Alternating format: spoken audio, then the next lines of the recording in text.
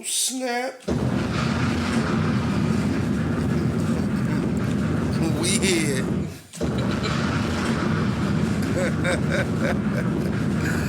We clear. And it's a new year. Let me get a couple air horns for this. Happy New Year! Happy New Year! Happy New Year's, everybody. Welcome to the SMD-LIFE podcast. There's drinks for you guys. It's a toast to the new year. It is January 1st, 2022. She's let. I'm set. Minus the off. Yeah. This is the SMD-LIFE podcast. Hey! What's going on, guys? Right. What's up, people? Man, we've been dropping back to back because we had technical difficulties, so we had to let y'all know we are not here to play. We are here to stay. We out this bitch. We out this bitch. What's up, babe? What's going on with you? You got your hair done, nails done, everything did. I'm saying, looking gorgeous as usual. And shit. You know, slime green, because sometimes I like to slither. I don't know. We got the green straws, green shirt. I'm matching right now. Okay. No hat. I feel bald. Shout out to my friends that don't have a hairline. I was on FaceTime with one of my friends that don't have. He got a clean baldy too. He did. Like, shining. you know how like when you on a FaceTime and you can see like a little hairs out of place here and there. Now I want to know. Like he fresh. Like slap him out the doctor. Pow! No hair at all. Like, shout out to his barber. It's a clean cut. Yo. One time for the barber with the clean cut. Oh man, I am looking spiffy and all that. Word. So Yeah, it's the new year. It's 2022. What we got planned for the new year? If we tell them, they won't tune in. Just know it's a lot of new ventures coming this year. It's gonna be a lot of topics this year. It's gonna be a lot of Well, we just started, so technically. And listen, like I said. What you said, boo? It's gonna be a lot. It's gonna be some shit. How many topics we got? A lot. How much stuff we got? A lot. How much views we got? Not a lot. But we gonna get a lot. Don't worry, we on the come up. Everybody starts from the bottom. You forgot to do one thing, but that's I guarantee by episode 50, we'll have a good audience. It's all right. For the ones that supporting, thank you. We appreciate you. Make sure Keep on supporting. Make sure you let your friends and them know. Tell your friends about us. I'm saying we're just here to help and share our experiences. This is not, I repeat, not us telling you what to do. We are not giving you advice. This is not an advice podcast. This is just a relationship podcast where we share our experiences. We are not your therapist. We are not paid to be a therapist. But if you want to come sit on the couch and talk about your problems while I draw pictures on a piece of paper and act like I'm listening for a fee of $19.99 an hour, sure. We'll sign a contract. I'm not here to help your depression. I'm here to get a check. Yo. He get on my freaking nerves. This is my therapist because she's actually here to tell me what's really going on. Like what? If I'm fucking up, you actually gonna listen to what I'm saying and tell me where I'm wrong rather than just tell me, that's interesting. So how did that make you feel? So when you did this, how did that make you feel afterwards? How did that make you feel? Did you want to shoot someone? Nigga, I said I had to doo-doo and the toilet was stopped up. Why would I want to shoot someone? Maybe you were enraged. Maybe your doo-doo had you enraged. Maybe you need not to get paid to be my therapist today.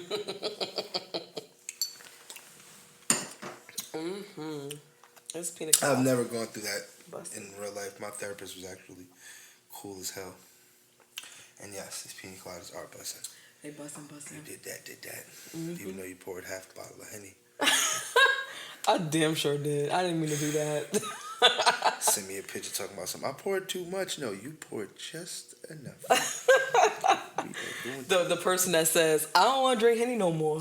Once a year. Once. I'm going to do it the first day of the year. And it's back to Don Julio. I would have said Jose Cuervo, but... No Jose Cuervo for him. I ain't never seen somebody so drunk. It's behind you. I don't even want... It's a spider in here, y'all. It's a spider. Oh, no. He's running. I'm going to kill him on camera. Yeah. Spiders don't live in his house. We don't support murder. We don't support spiders, nor do we support murderers. But we support spider murderers because we don't support spiders in his house. I'm probably cut that out anyway. But anyway. But yeah, you guys, no Jose Cuervo for me. No, please don't. Refill me up too, boo. He don't need no Jose Cuervo. That was a bet. Can I get a cup too? Can I drink with you? I thought you still had a cup over there, player. I'm sorry. It's because you lied to me. I lied to you?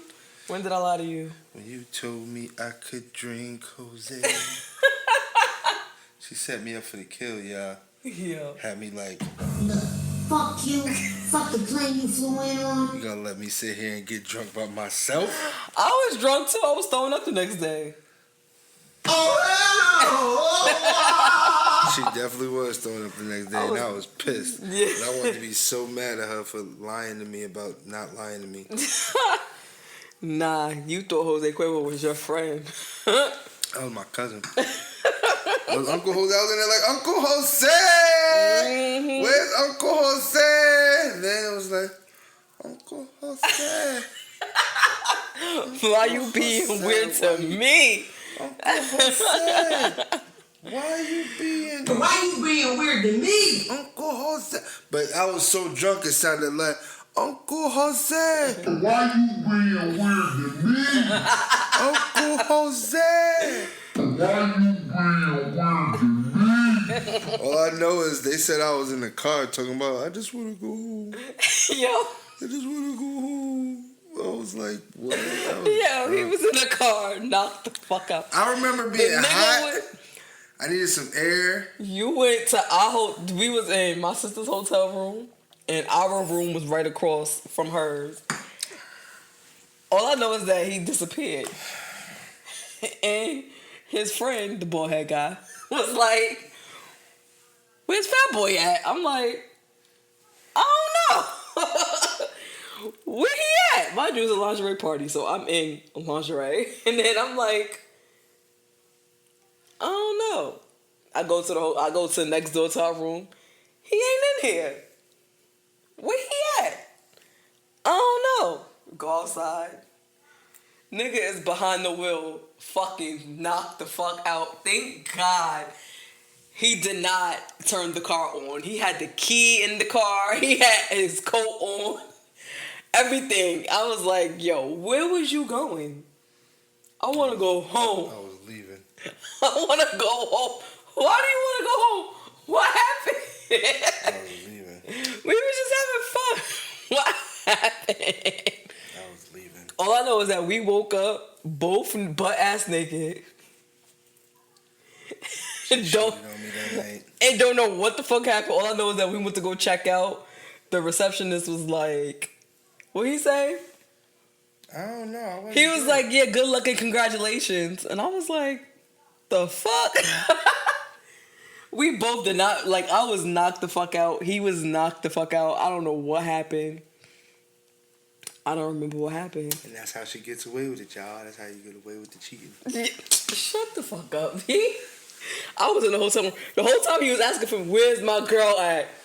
Where's my girl at? She was somewhere. I'm coming, Aaron. I was right next door. I'm coming. Where's my girl at? She was with the receptionist. Yeah, okay. This nigga talk about some congratulations. Man, congratulations. I was like, what in the world? If anything happened, I don't know that it happened. He don't even remember that it happened. We just know we woke up butt ass naked. Both of us. That's all we know. Shit. Shit was real. Yeah, we're not gonna revisit that night. Yeah. Because we don't know what happened. And ever since then, I just knew that I couldn't drink Jose Cuervo. Mm-mm. Jose ain't your friend, boo. Jose wasn't nobody's friend. That shit was...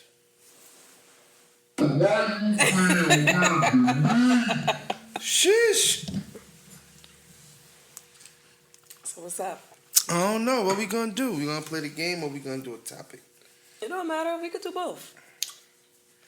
Can we really? We don't have any suspense music. Next episode. Next Suspense episode, music we're going to coming have soon. that. Suspense music coming soon. So let's see.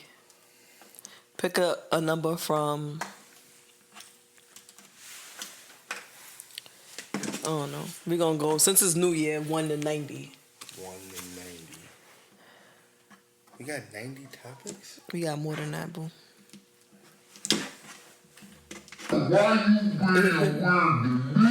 Last time I seen the topic list, it was about 50 of them things. 52? Boom, boom, boom, boom, boom. Y'all probably like, y'all got them written down. Yep, we got them Yes, we written down. do. And we got the ones that we talked about crossed out. 95. Sheesh. All right. So, 1 through 95. Take your pick. Let's see.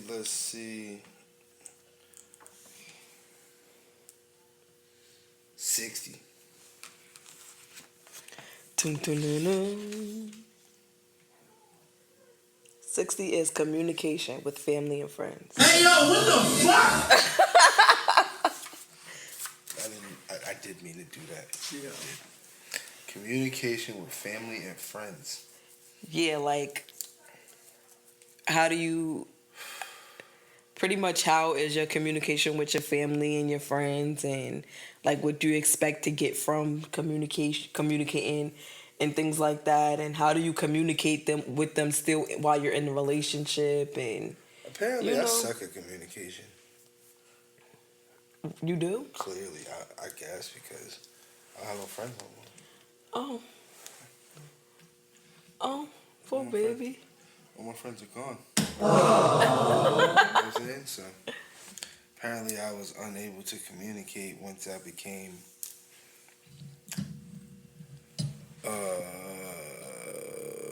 happy. That's what it was?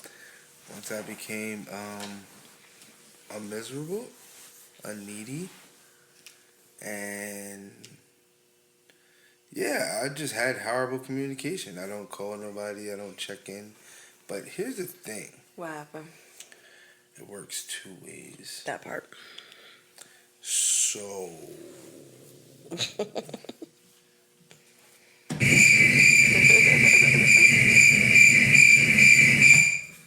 but family wise, I mean the family that I do communicate with, we have a good communication system, we're good bond, it's healthy.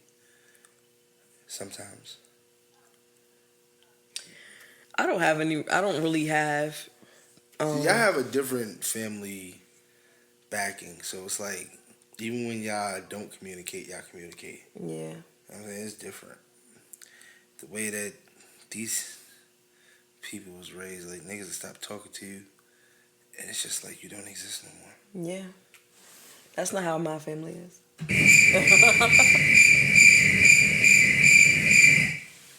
Yeah, my family's not like that. We can't go without each other. Watch them curse each other out and call each other out later.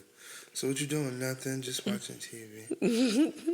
Yeah, so. That's the one thing we are working on, though, is like not necessarily not being honest with each other, because we're always honest with each other, but more so stop sweeping stuff under the rug, I guess. Because sometimes when things happen, we don't address it right away. Right. And we just let it happen, and then everybody ends up talking about it amongst themselves in different groups, and then except for the people that's supposed to talk about it. Right. And that kind of like caused confusion with us sometimes, but we're actually starting to get better with that a little bit, so that's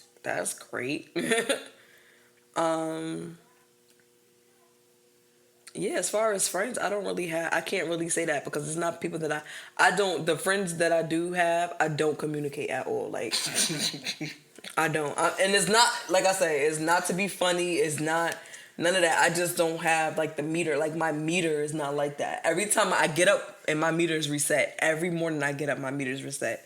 By the time I deal with the kids, deal with him and his fucking attention needy ass, and and by the time I talk to my mom a couple times, talk to my sisters a couple times, it's over. Like I don't have no more. She doesn't even give me attention. I had to give you the slow claps for that. Anyway, it was cool though. You threw me in the mix. I appreciate the love and support. I like being mentioned. You know what I'm saying? I give you a round of applause for the mention, but as far as the... Yeah, she's here! You're so full of shit. The kids Do you might wish get that you had better communication with your family? I do. Because it sucks not having the people that you know and knew your whole life always around to talk. Friends, this is the thing about friends. I don't like friends. So the ones that did stick around over 10, 20 years, that's family. Mm-hmm. So those are like my brothers. And I don't consider them friends. So being that I created my own family growing up, mm-hmm. the family that I do communicate with, like outside of my mom, my sister, my dad, my little brother, and stuff like that, like grandmothers and all of that, outside of the blood family, then there's like the people I added into the family. So when I say I communicate with family, that's what I mean. I don't mean like just my immediate family, like the ones that made it past 10, 20 years of being friendship. Okay. That's my family. Like, and I have a better bond with them than I have with some of my blood relatives. Right. Shout out to the guys. My family always get on me because I don't reach out. So they always be like, "Oh God, here go Lele." But like I said, it's a two-way thing. If you see I'm not reaching out, maybe I'm a little busy. Patch in. They do though. See, you know they blow me up. Your family does that. They don't care. They be do like more than pat. They sew in. Like, you got your right. You got a couple family members that's like, well, if you don't call, I'm not gonna call you. And then you got your other family members that's like, I'm calling you because I know you don't call. You ain't right. I know you don't call, and I know that it's not because you don't want to talk. I know it's just because you just don't pick up the phone to call. You don't call nobody. Right. I don't even call you. You call me all the time. Right. You want to call me when you gotta ask me something or. And I mostly text it. Like it's only like if I need an immediate answer, that's when I'm like, oh, let me call him. Right. Other than that, I'll text you. There's times when I'll ignore her text just so she can call me. Don't worry about it. She gonna call. Sometimes I don't. She gonna call. And then when she don't call, I'll be all sad. Yeah. She gonna call. Mm-hmm. She gonna call. She gonna call. She gonna call. I'm gonna call? She ain't call. I ain't call. I ain't. Get home. Why you ain't call me? What do you mean? I text you. Right. You ain't answer me back. The fuck? Call, nigga. Wait for it. Yeah, he'll call me in a minute. Attention, hello. Like, I call her because I like her voice.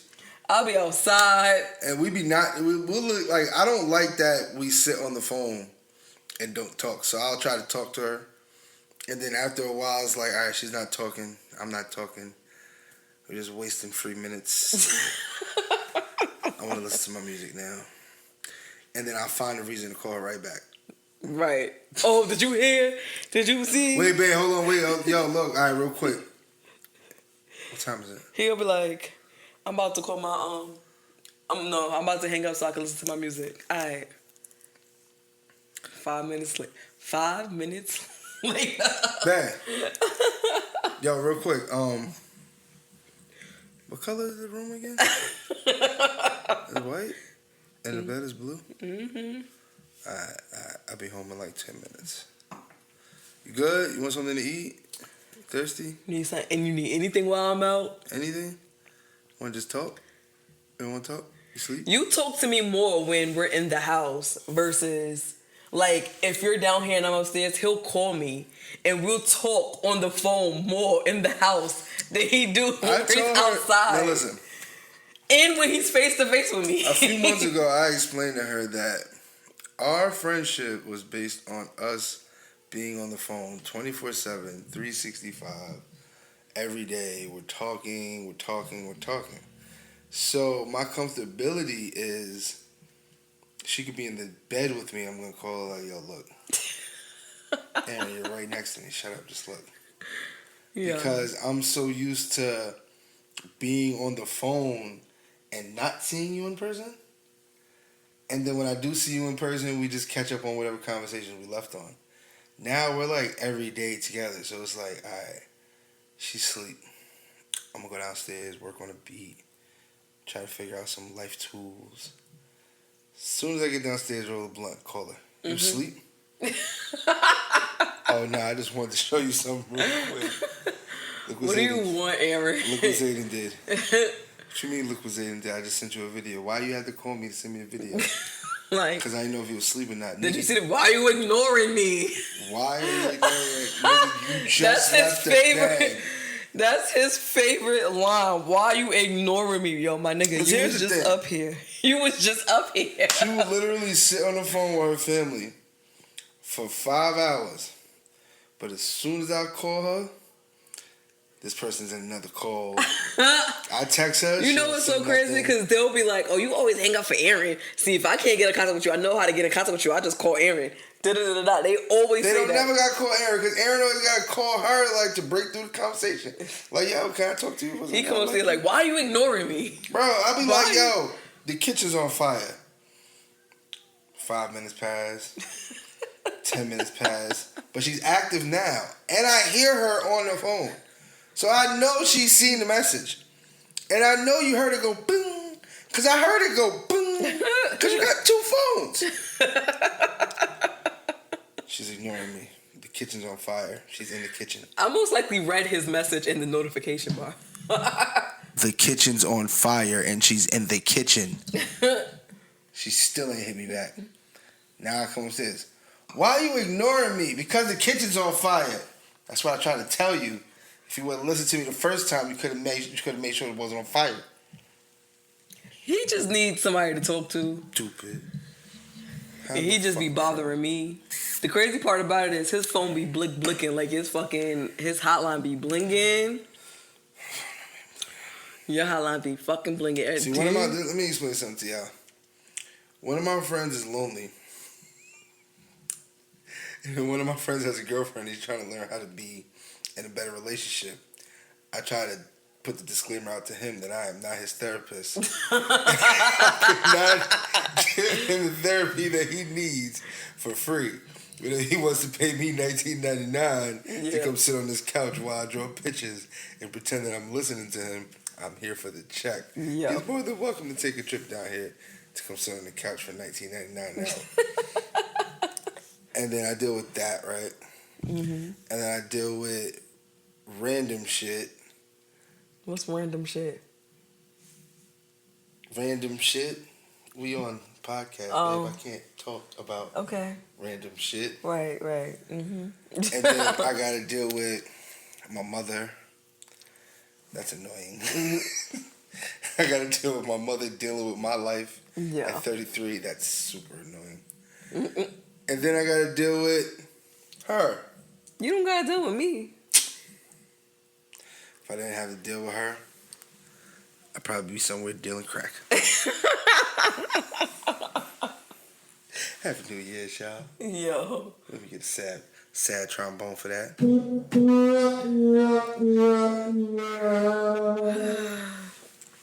Because she know the truth.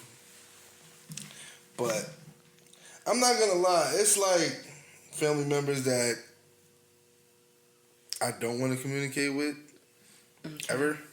Again. Ever. In life. Run.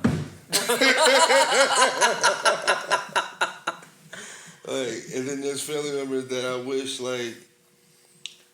we could fix it, but... But what? Why? But I want to fix something that's not broken. broken. Family is a big If it thing. works better without them, Then it's not broken. okay.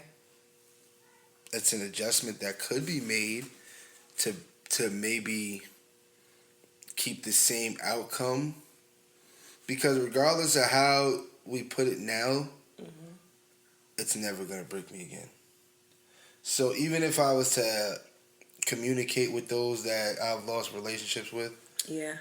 it's not going to change. Like you said last time, like you said in the last pod, it's not going to change where I'm going to end up because I'm already on that path. And the fact that I found that path while we were separated, it lets me further know. What it let you further know? It lets me further know that unfortunately I didn't need them to get to where I'm going.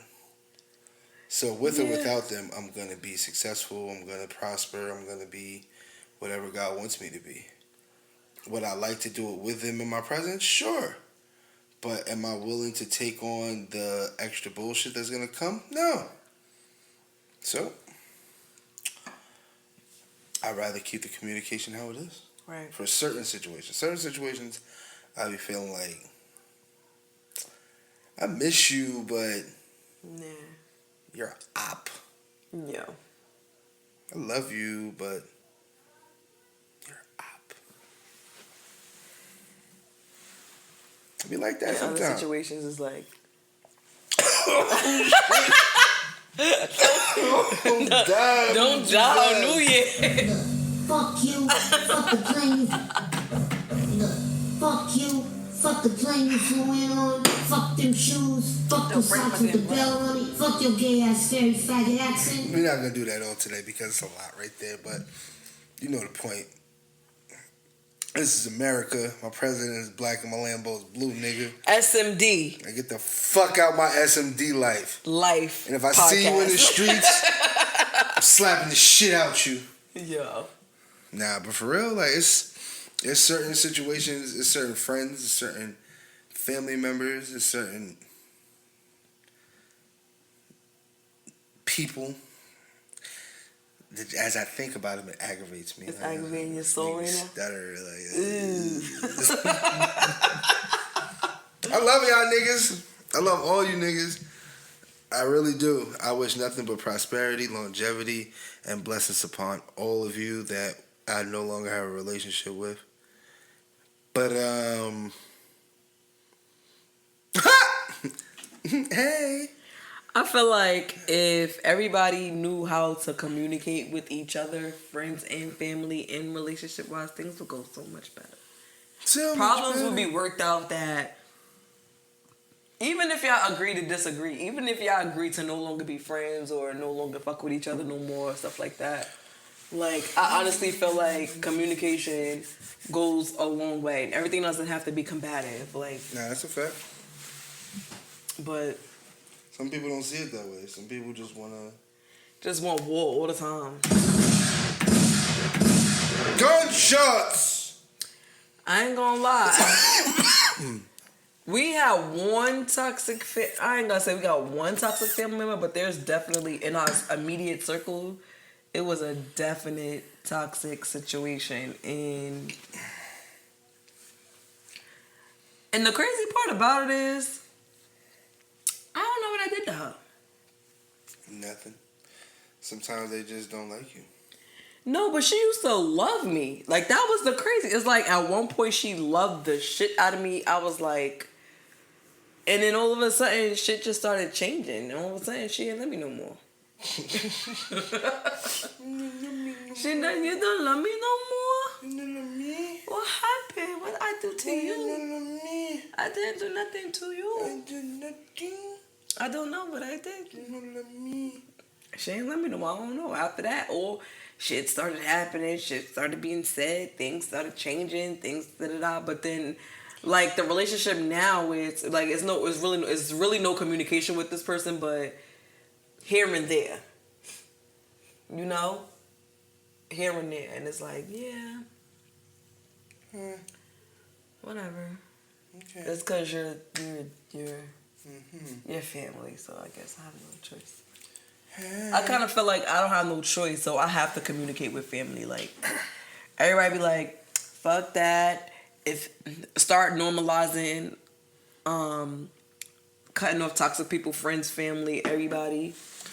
I can't normalize If I was that. to normalize that, I probably wouldn't be friends with nobody. I wasn't raised like that. I cannot normalize that. That's not something that I can get jiggy with. Motherfuckers be toxic, bro.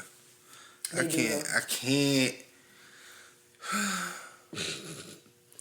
I can't understand why y'all gotta be so. Some people you gotta deal with the bullshit, and some people you gotta be like, alright, your bullshit is a little bit too much for me to deal with. Some people bullshit be self-created bullshit. Yeah, that's and they really don't even have to deal with it, but they deal with it to live a lifestyle that they don't need to live. Right. Just be normal. There's nothing wrong with being normal. Shout out to these pina coladas though. These shits is hitting. It's New Year's. I was gonna smoke a blunt with you guys, but I'm gonna try to keep to my no smoking on camera rule. Yeah, don't smoke on camera. She doesn't want to be smoked out. I don't. This coming from an ex-pothead that all she used to do is light me up. Yeah. I come with a nickel probably bag. Smoked more than him at one point in my life. Lying, but anyway. I probably did. Just because I pull up with a dime or a nickel and she pull up with an ounce and an eighth. I probably used to outsmoke him. Every time I pulled up, I had weed. She did, but she ain't outsmoked me. She lying. I was on every blunt, nigga. See, I was on every blunt. So who blunt you was on? So what? I had blunts too, nigga. Fuck you mean? Which one we used to spend our lunch money, nigga? She the only nigga that had a job at 15, bro. A real nigga job too. Like she could pay bills and. Well, now this is what I'm talking about. It's a different upbringing. Yeah. Niggas had real nigga money at young nigga ages. Like it was just blowing it. Like. Paying my phone bill and buying weed and cigarettes. I'm gonna go get weed and cigarettes and pay my phone bill and maybe buy this hair or buy this shoe. Man, I wasn't even into clothes like that to buy clothes like that. I just was buying them because I was buying clothes, if anything, just because I was growing out of them. Not really so much to have, like, just to be on the latest trend or anything like that. Because I wasn't that type of person. I'm still, as you can see, I'm still not that type of person. I'll put on any fucking thing. I don't give a fuck what I put on. I'll put on something as long as I be like, oh, you might look cute today. Shirt by Azad, thank you very much. Yo, he is stupid. Pants by Dockers. You got that in Vegas too. You know what I'm saying? Shirt by Azad. You know what I'm saying? Yeah. Alright, it's your turn. Alright. Choose a number from 1 to a million. 2. Million and 2.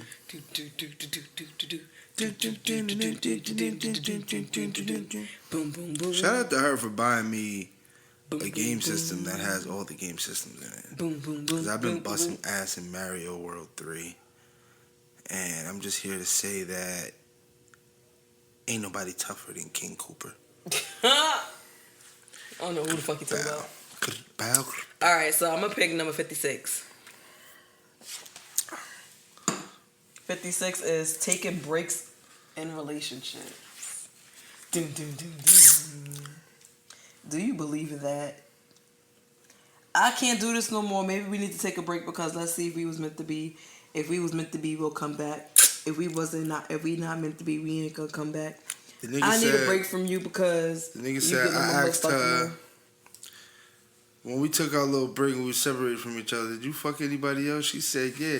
Said, bitch, in 10 days, you're a whore. I feel that. Dude, would you feel some type of way if me and you was to take a break and I end up sleeping with somebody else? Yes. Why? I wouldn't feel no type of way. You wasn't with me. We're not together. We're on a break. I would feel because we're not broken up. We're on a break. That's just separation time. That doesn't mean you go out like before that. We just say we broken up, and then whatever bodies you catch, they're your bodies. But if we're on a break, that's not grounds to go have sex with someone else because we're not taking time. We're taking time from each other because we might feel like we're too cluttered or we're up under each other too much, or we need to see if us being away from each other is actually gonna end up in a feeling of missing the other person rather than just being like, oh, I needed this relief and now that I'm relieved, it's like, do I want to go back after the break period, you're not supposed to be on a break for more than a month, number one. And after that month, you should be able to come back to the table and be like, you know what? I think we should stay separated, or come back like, you know what? I don't want to do this anymore. I miss you. Let's just figure out what we got to figure out and fix it. Because once you break up, then you do whatever you do, cool. But once you're on a break, you can be like, all right, I went on a break. I fucked this person, and I regret fucking this person because I know I really love you and I don't want to be with nobody else. But you done tainted your soul with somebody else's soul. We ain't never been on a break, so you can't do that to me because we ain't never took a break. And I did some bullshit before everything got situated. You did some bullshit while we was together. I did some bullshit before we got situated. Situations. Do you believe in taking breaks? At this current time in my life, no. So if I was to say me and you need a break, you ain't gonna do it? You ain't gonna agree? I would need valid reasons. So I need a whole essay, a 5-paragraph essay on why. How many rings you got? It don't matter. I need a 10-page essay. 5 So pages for each ring. my reasoning of I just need space from you is not enough. It's not good enough. You should have took that space before we moved. You had all this time to take space before we started this whole. Oh, why? Because we're in Georgia now, so this is why we can't. No. Because you had all this time before we left to take this space. Why you ain't take it then? Why you want to wait till now? And what's the problem? I figure it out right now. What's the problem? Yo. What am I doing wrong that you need space? Because space is just pace with an S on it. Yo. And if you take the C out and put the S where the C is at, then it's really pace with an S instead of a C. Shut the hell up. You don't make no sense. All you gotta do is move at a regular pace. And that's the end of the case. I believe in breaks. But see, the thing about me is I'm scared of breaks. Because I'm the type of person that likes my peace. And I like being by myself. So if I take a break and I don't really miss you, I want it to stay like that. This is why it's not called a break. It's called breaking up. I be wanting to stay like that. Like, I just be like, nah, I don't want to fuck with you no more. Like, I don't. Mm-mm. That's not a break. That's breaking up. But then I end up doing it again, but then I don't feel the same no more because I had my peace without you for a second. So I'm like, nah, it's peaceful. This shit is real over here. Like, I don't know if I'll be able to do that at this time. do you, like, well, you already said you don't I used believe to in take breaks when I was in other relationships, but those ended up to breakups. Is there such thing as breaks in marriage? Like, I don't know. I don't think so. I don't. like once you married, it's over. Ain't no like. Like I can understand you needing space. That's the same thing. That's not the same thing. You don't think so? No, because a break is you go to your house, I stay in my house. And if I decide I want to answer another nigga, I can answer it. And if you answer another female, I'm going to kill you. I don't want to go through that because it's not fair. What? Why would it be that way? Oh, you've never dated you. That's not true. You can't say that about me because if me and you took a break and I was talking to another nigga, I wouldn't care if you was talking to another female. So you can't say that. You cannot say that because that's not the type of person that I am. If I'm fucking with somebody else, I don't expect for you to only just deal with me. If anything, that's the point of the break. I don't want you dealing with me. So I'm not gonna sit here and be like, well, you talk to somebody else, I'm mad. Hulk smash. But this is the whole I'm not doing that. If you're in a relationship and you're taking a break, once you take the break, it's not meant. I don't understand a break because what I used to take from a break is we need time apart, and if we start talking to somebody else, then we're broken up. Like, so a break to me doesn't make sense, especially in a marriage, because if we're married, why would we be talking to other people during a break?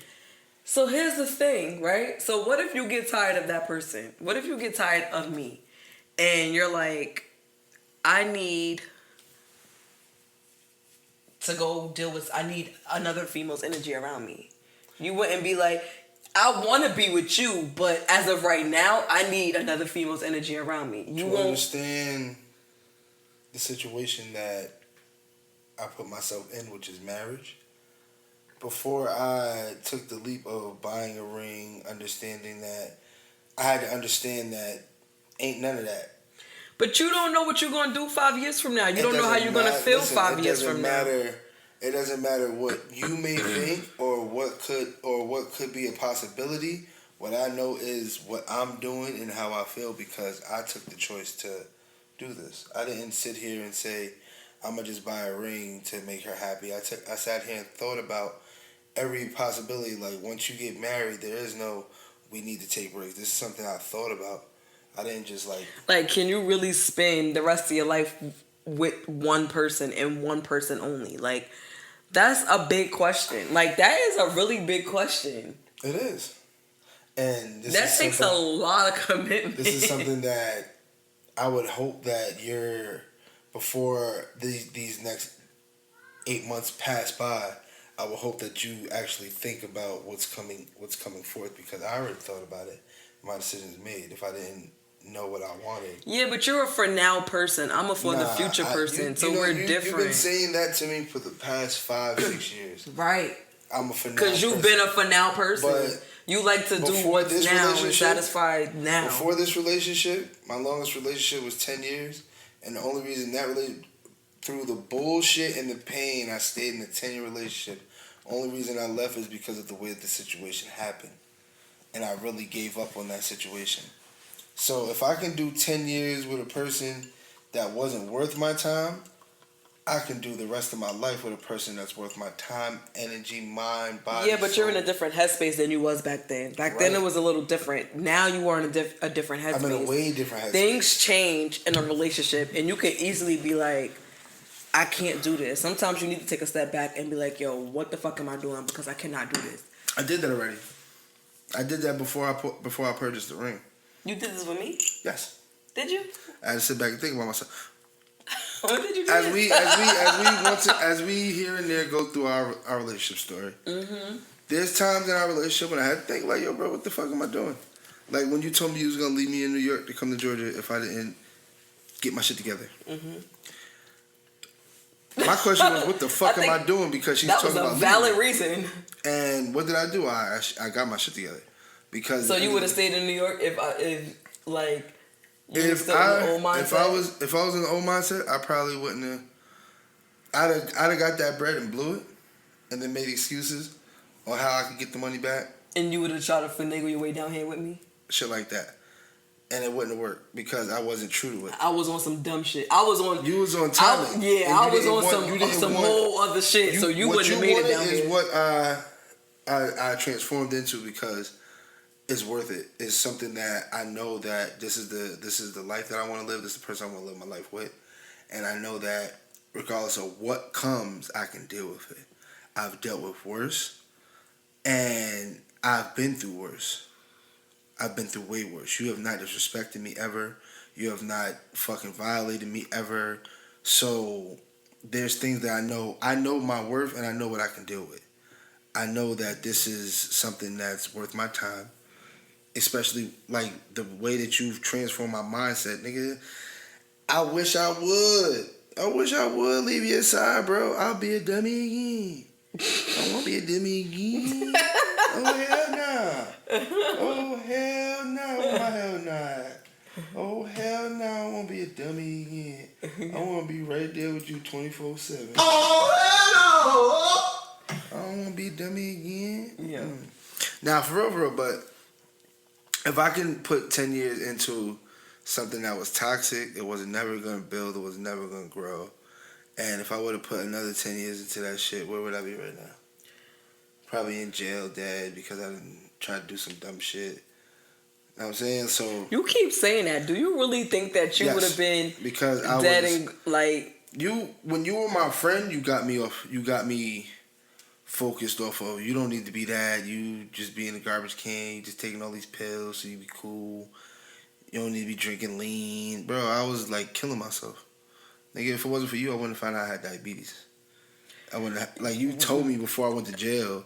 I was like, you yo, peeing too much. You peeing I was like, every you hour. peeing too much right? and you drink too much. Like, you got diabetes. That's a sign of diabetes. No, it's not. You ain't no fucking doctor. You ain't no doctor, nigga. Da-da-da-da, whatever. I was to like, jail, not for right nothing. to the doctors, right to diabetes clinic. How you doing now today? You was right. I did have diabetes. I'm So, dying. Oh, you dying. Oh, they put you. Oh, you gotta. Can you go bring my pills? That's how you was trying to. You was trying to see me. You thought they was gonna let me bring the pills back. What the fuck is that? What's what? What's this? Everything is okay. It's gonna record over whatever it is. So you thought that I was gonna bring the pills back to you. And was like, yeah, so can she bring the pills back? And I'm like, nigga. I cannot bring these pills in. Like, as soon as I got to the fucking jail, the niggas was like, nah, you gotta leave it right here.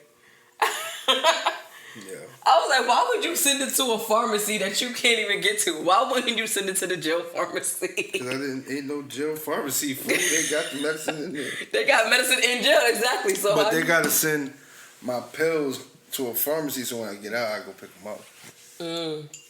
But in jail, they give you all types of narcotics and shit.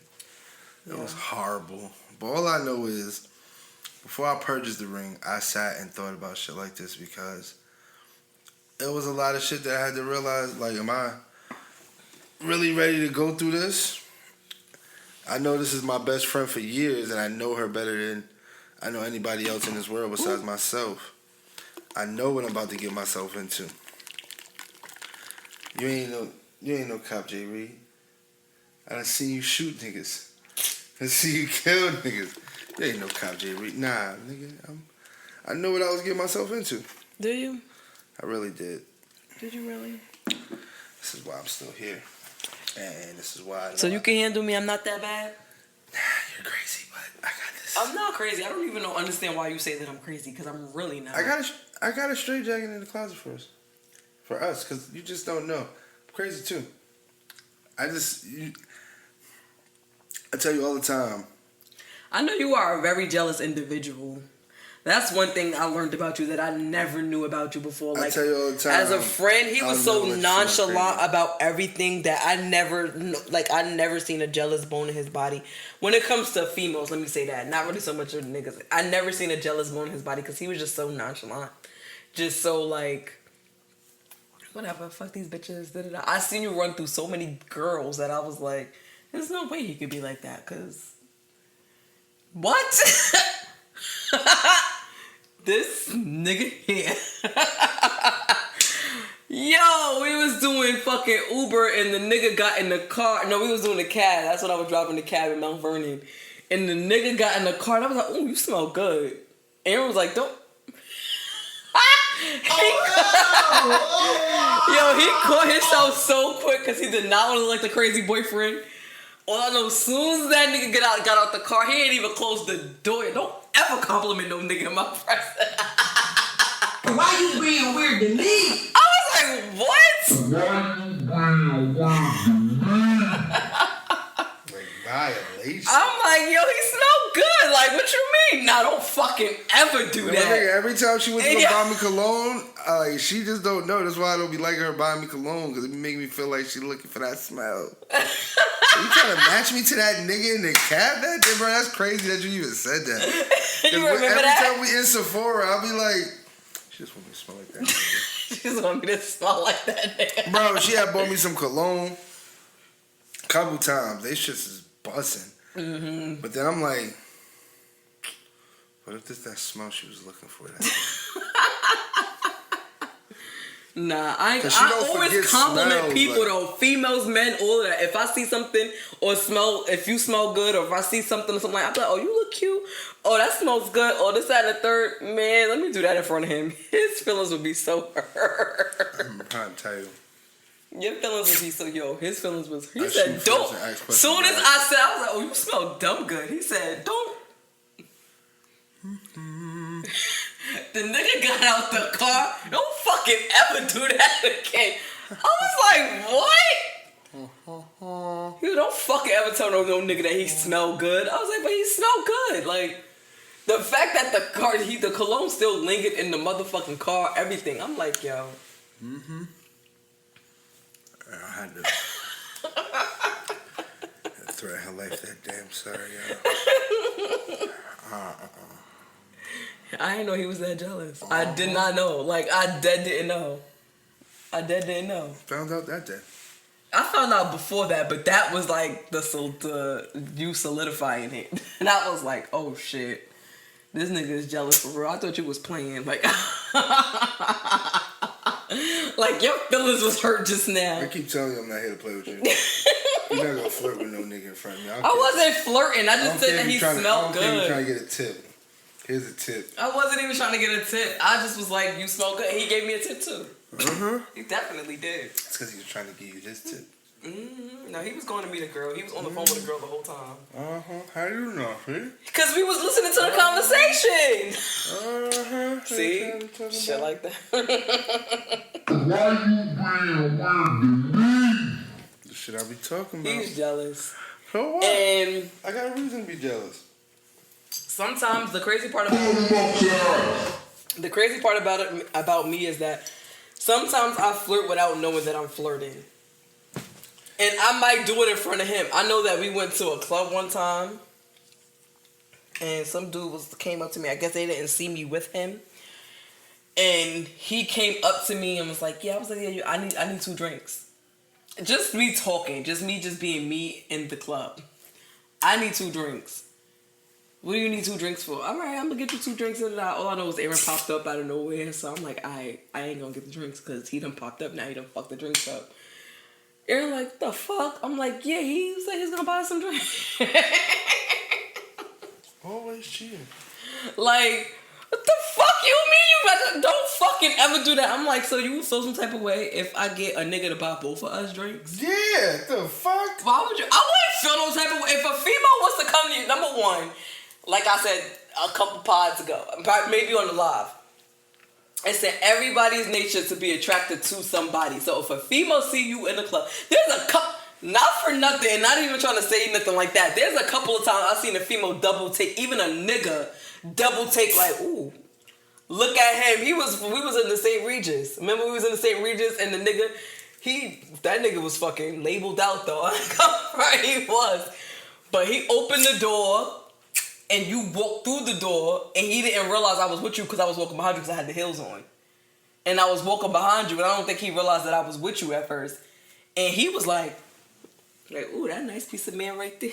Like looking. I am not going to feel no type of way. I ain't going to do none of that. You see a girl in the club and she buying drinks, boy, get them fucking drinks. See, she want me to be out here. You better get them fucking drinks. Them drinks, so then later she could be like, so you got that bitch number?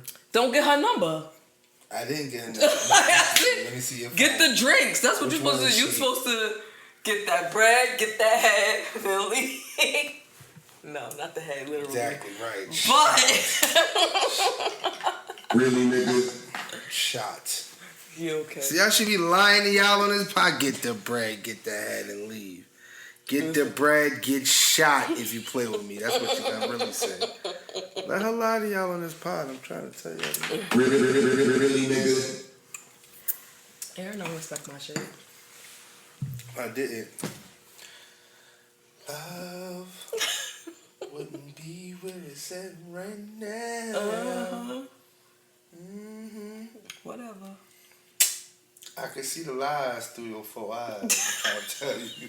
I can see the lies through your 4 eyes, boo. Whatever. But it's okay.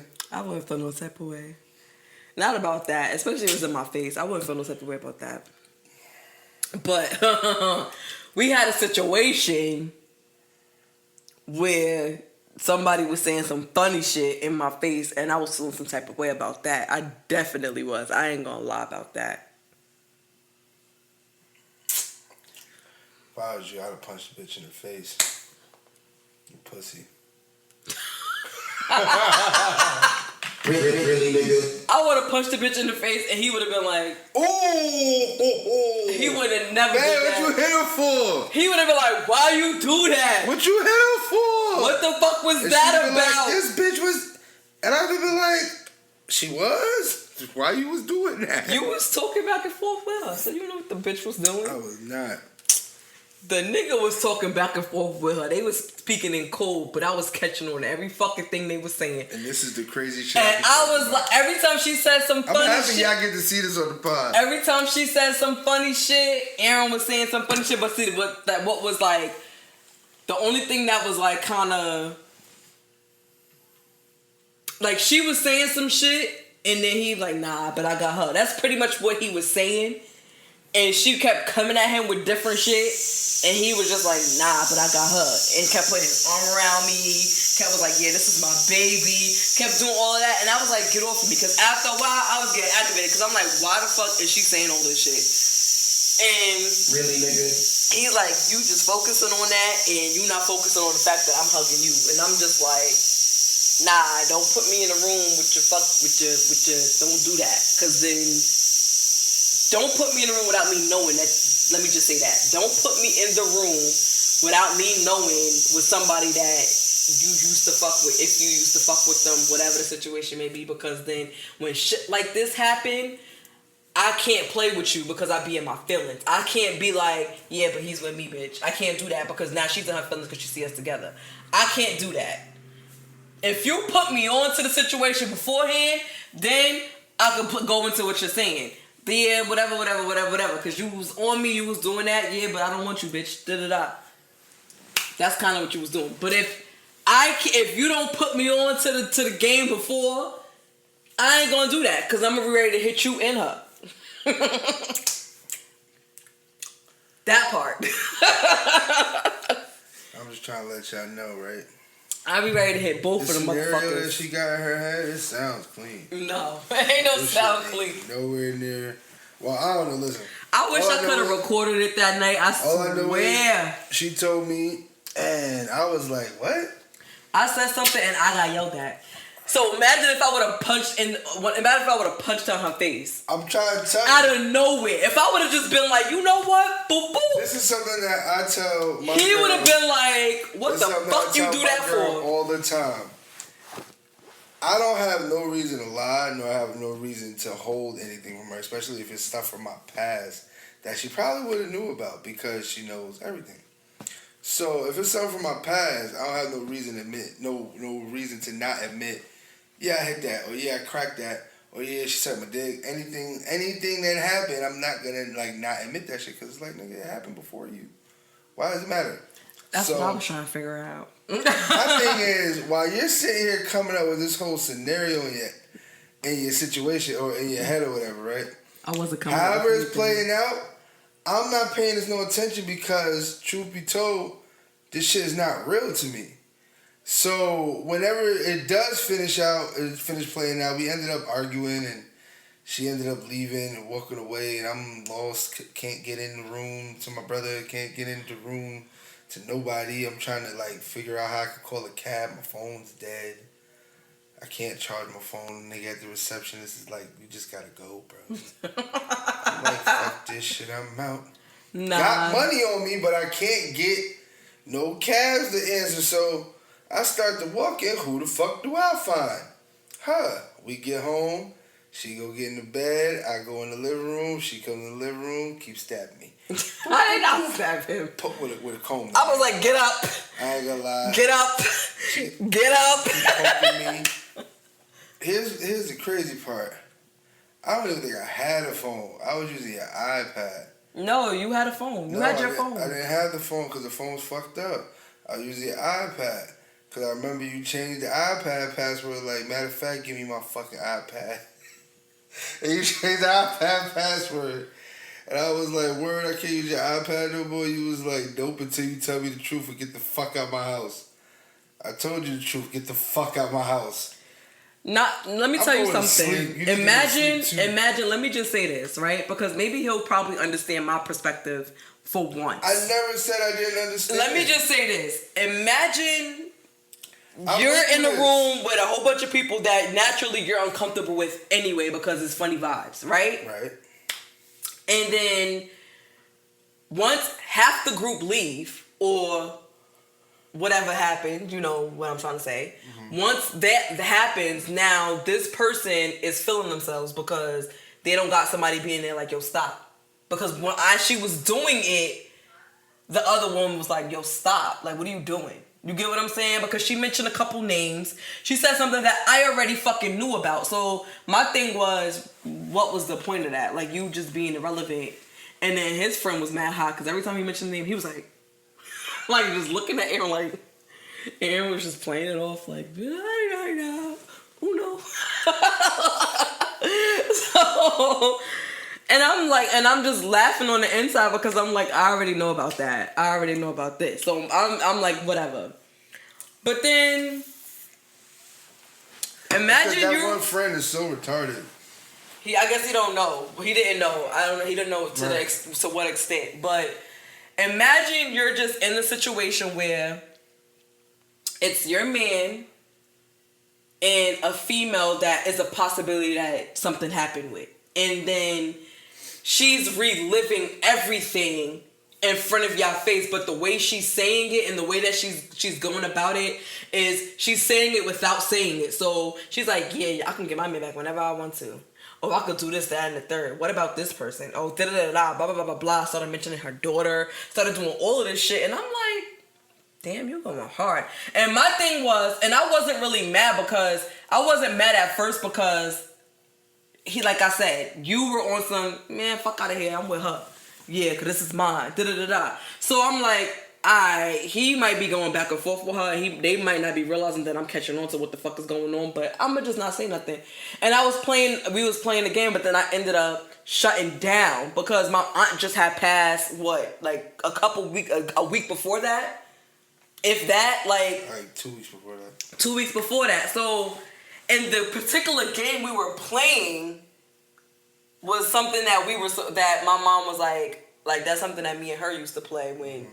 So, and I never knew how to play that game. So I ended up shutting down because once I started, like I said, once the back and forth between them started happening, and then the game, like I was just in my mind, and I was drinking, and I was just like, we wasn't supposed to drink that day because when we went to the Jamaican club the night before, and we was fucking drunk as shit.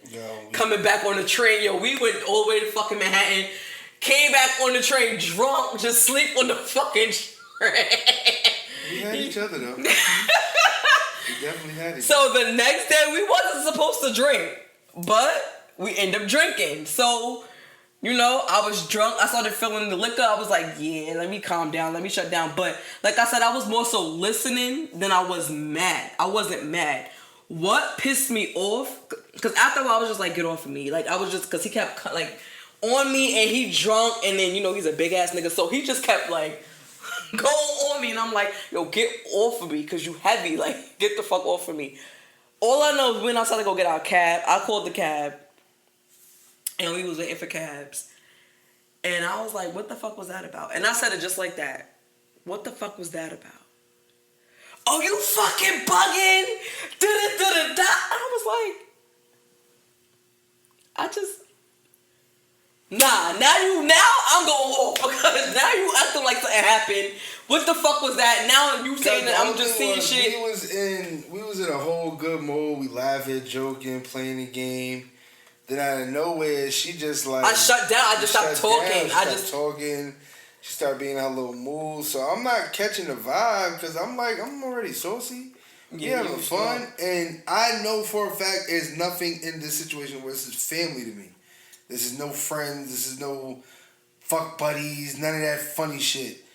So whatever she's thinking about... Not the way she was... I think, I don't know if she was trolling like I told her, I don't know what was going on that night because after she explained everything to me and I recall like certain little funny shit being said, I didn't catch that shit neither. But like my reassurance was, ain't nothing to worry about because ain't never been nothing. You can ask anybody in this house. They know any secret that'll go on with this particular person because this particular person don't keep secrets. This particular person tells everybody her business.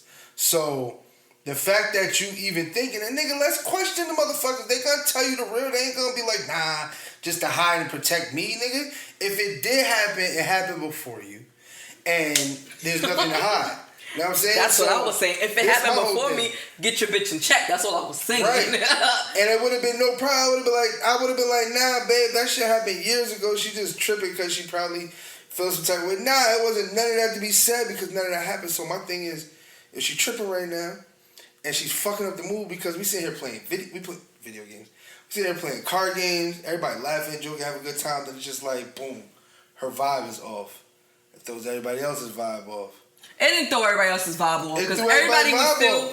She threw the initial. She definitely was the person who initially threw the vibe off. Cuz was supposed to pop up. Cuz ain't pop up. Cuz was with his girl and she was mad because Cuz ain't pop up.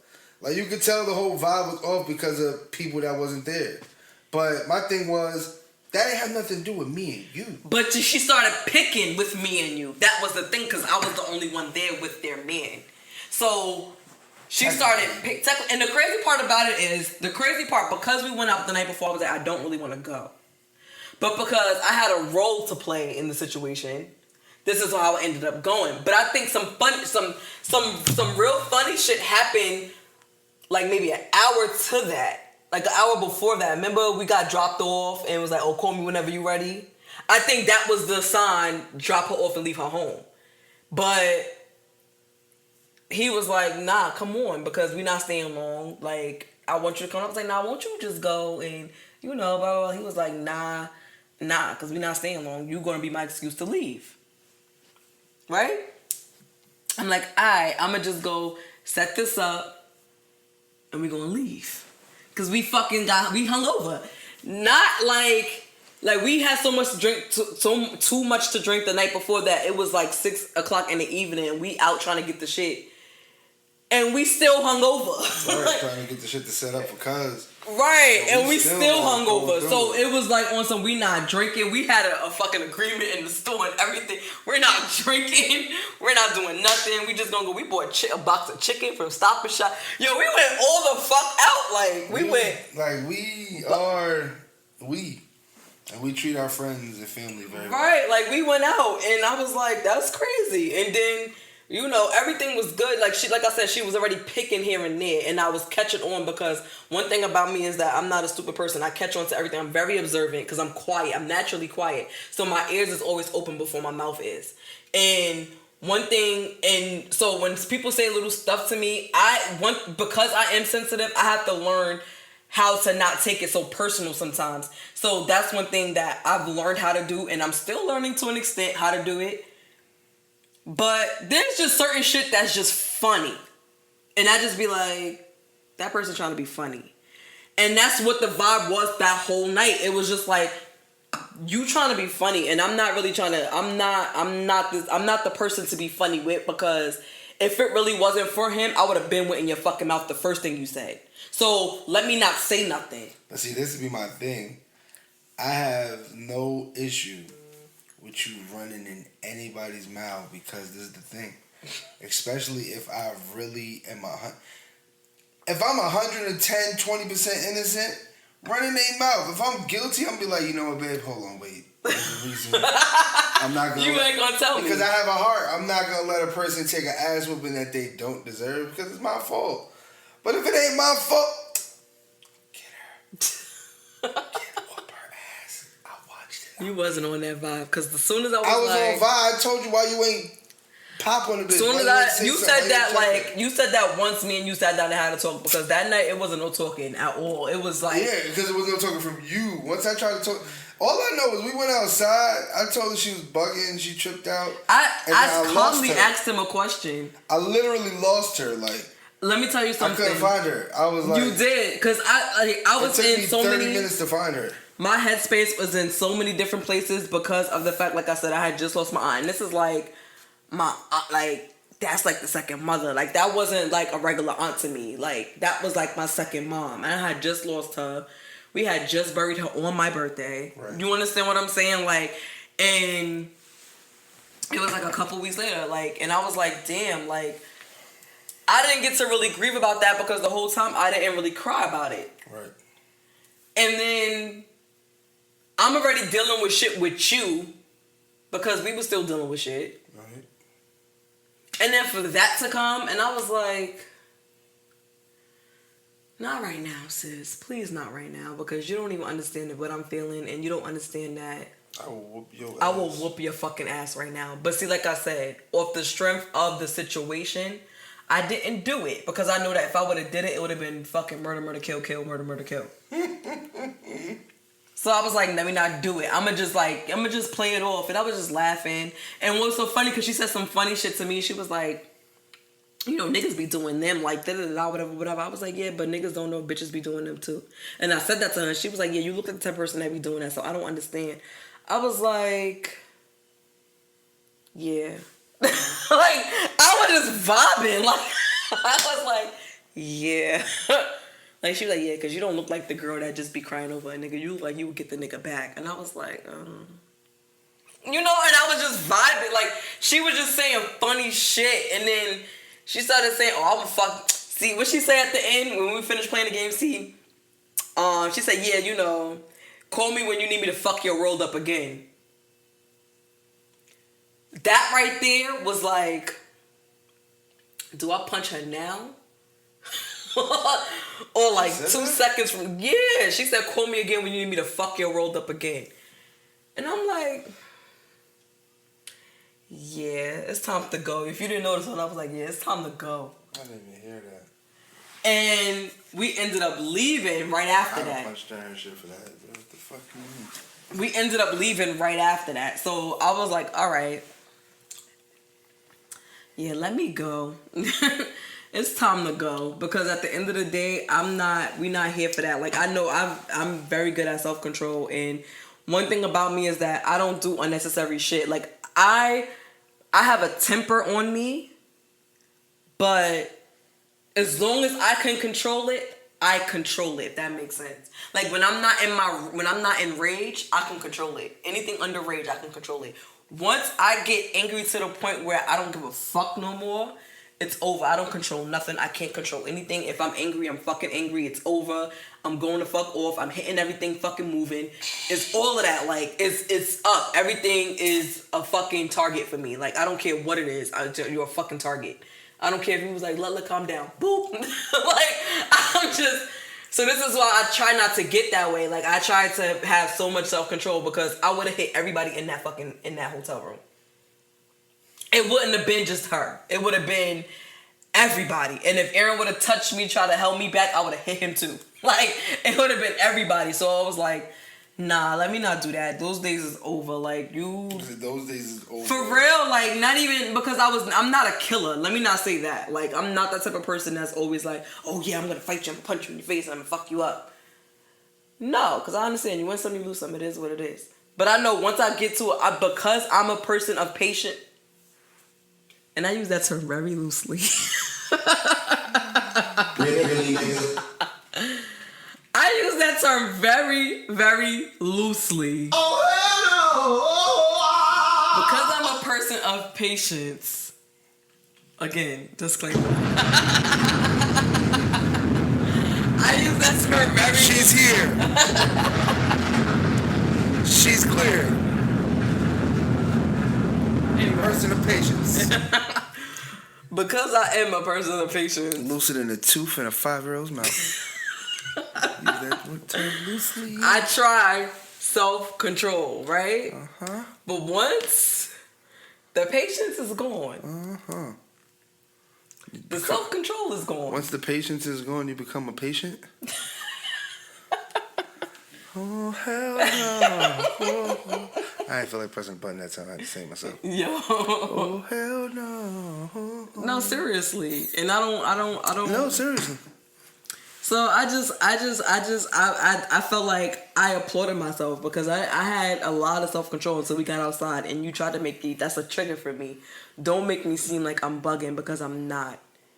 I know what the fuck I saw. I know what the fuck I heard. So don't try to tell me what I seen and what I heard ain't what it was. I was drunk, right? And all I know is we went from everybody. I'm hearing the shit, but I'm like, and he's responding to the shit. This is normal conversation because I'm just talking. So I'm not looking at it as being funny or anything. Like, I'm just, it's my first time really having my girl around, like, my people and them on some chill shit. Like, they've come to our house before, but, like, coming outside the house. Not this particular person. No. We've been around them, but it wasn't like... the other people, like, we've been around them by just pulling up to the functions and shit, but this is the first time really, like, being around each other, and it's like, all right, cool. And I've been going hard, like mad happy, like I promote my girl to people. So it's like, nah, I'm actually doing right by this one. And people be like, oh, that's what's up. I'm good to see you doing the right thing. For real. But then when shit like this happens, it's like, bro, I thought you was happy to see me doing good. Why you just fucking throw a bone in my situation? I didn't even realize you was doing that shit, but my girl caught every little fly thing that you said, and now she looking at me funny. I was looking more. I'm about to whoop your ass. I was looking at you funny because you was more so trying to like say I was bugging. I didn't. It wasn't what she was saying. It was more so you was like, nah, you bugging, and that's when I started flipping because, like I said, that's a trigger for me. The only reason I said you was bugging is because it just sounded, like when I tell you, it sounded so like. Nah, you tripping. She wasn't saying that. Why the fuck would she say? But he was responding to he had a response. But then she's pointing out, she said this, you said that. I'm like, yeah, but that's because we was playing the game. And I said, no, but then she said this, and then you counteracted with this. And I did? Well, my defense mode was on. I was on defense mode. That's crazy because I wasn't looking at it how you was looking at it. But then when I actually did go back, like, nah, it was so funny shit being said. I don't even communicate with that person anymore. Because it's like, number one, if you're going through something and you just want everybody to be having a terrible time because two of them is over here, two of us is over here, and you're the third party, I understand. But, bro, you don't throw a branch at somebody's relationship. And the fact that she got under your skin probably made her happy as fuck. That made her day. And she did. She said, call me back when you need me to ruin your life, when you need me to fuck your world up. But then my thing is... So she knew... But you don't even realize you not fucking her world up.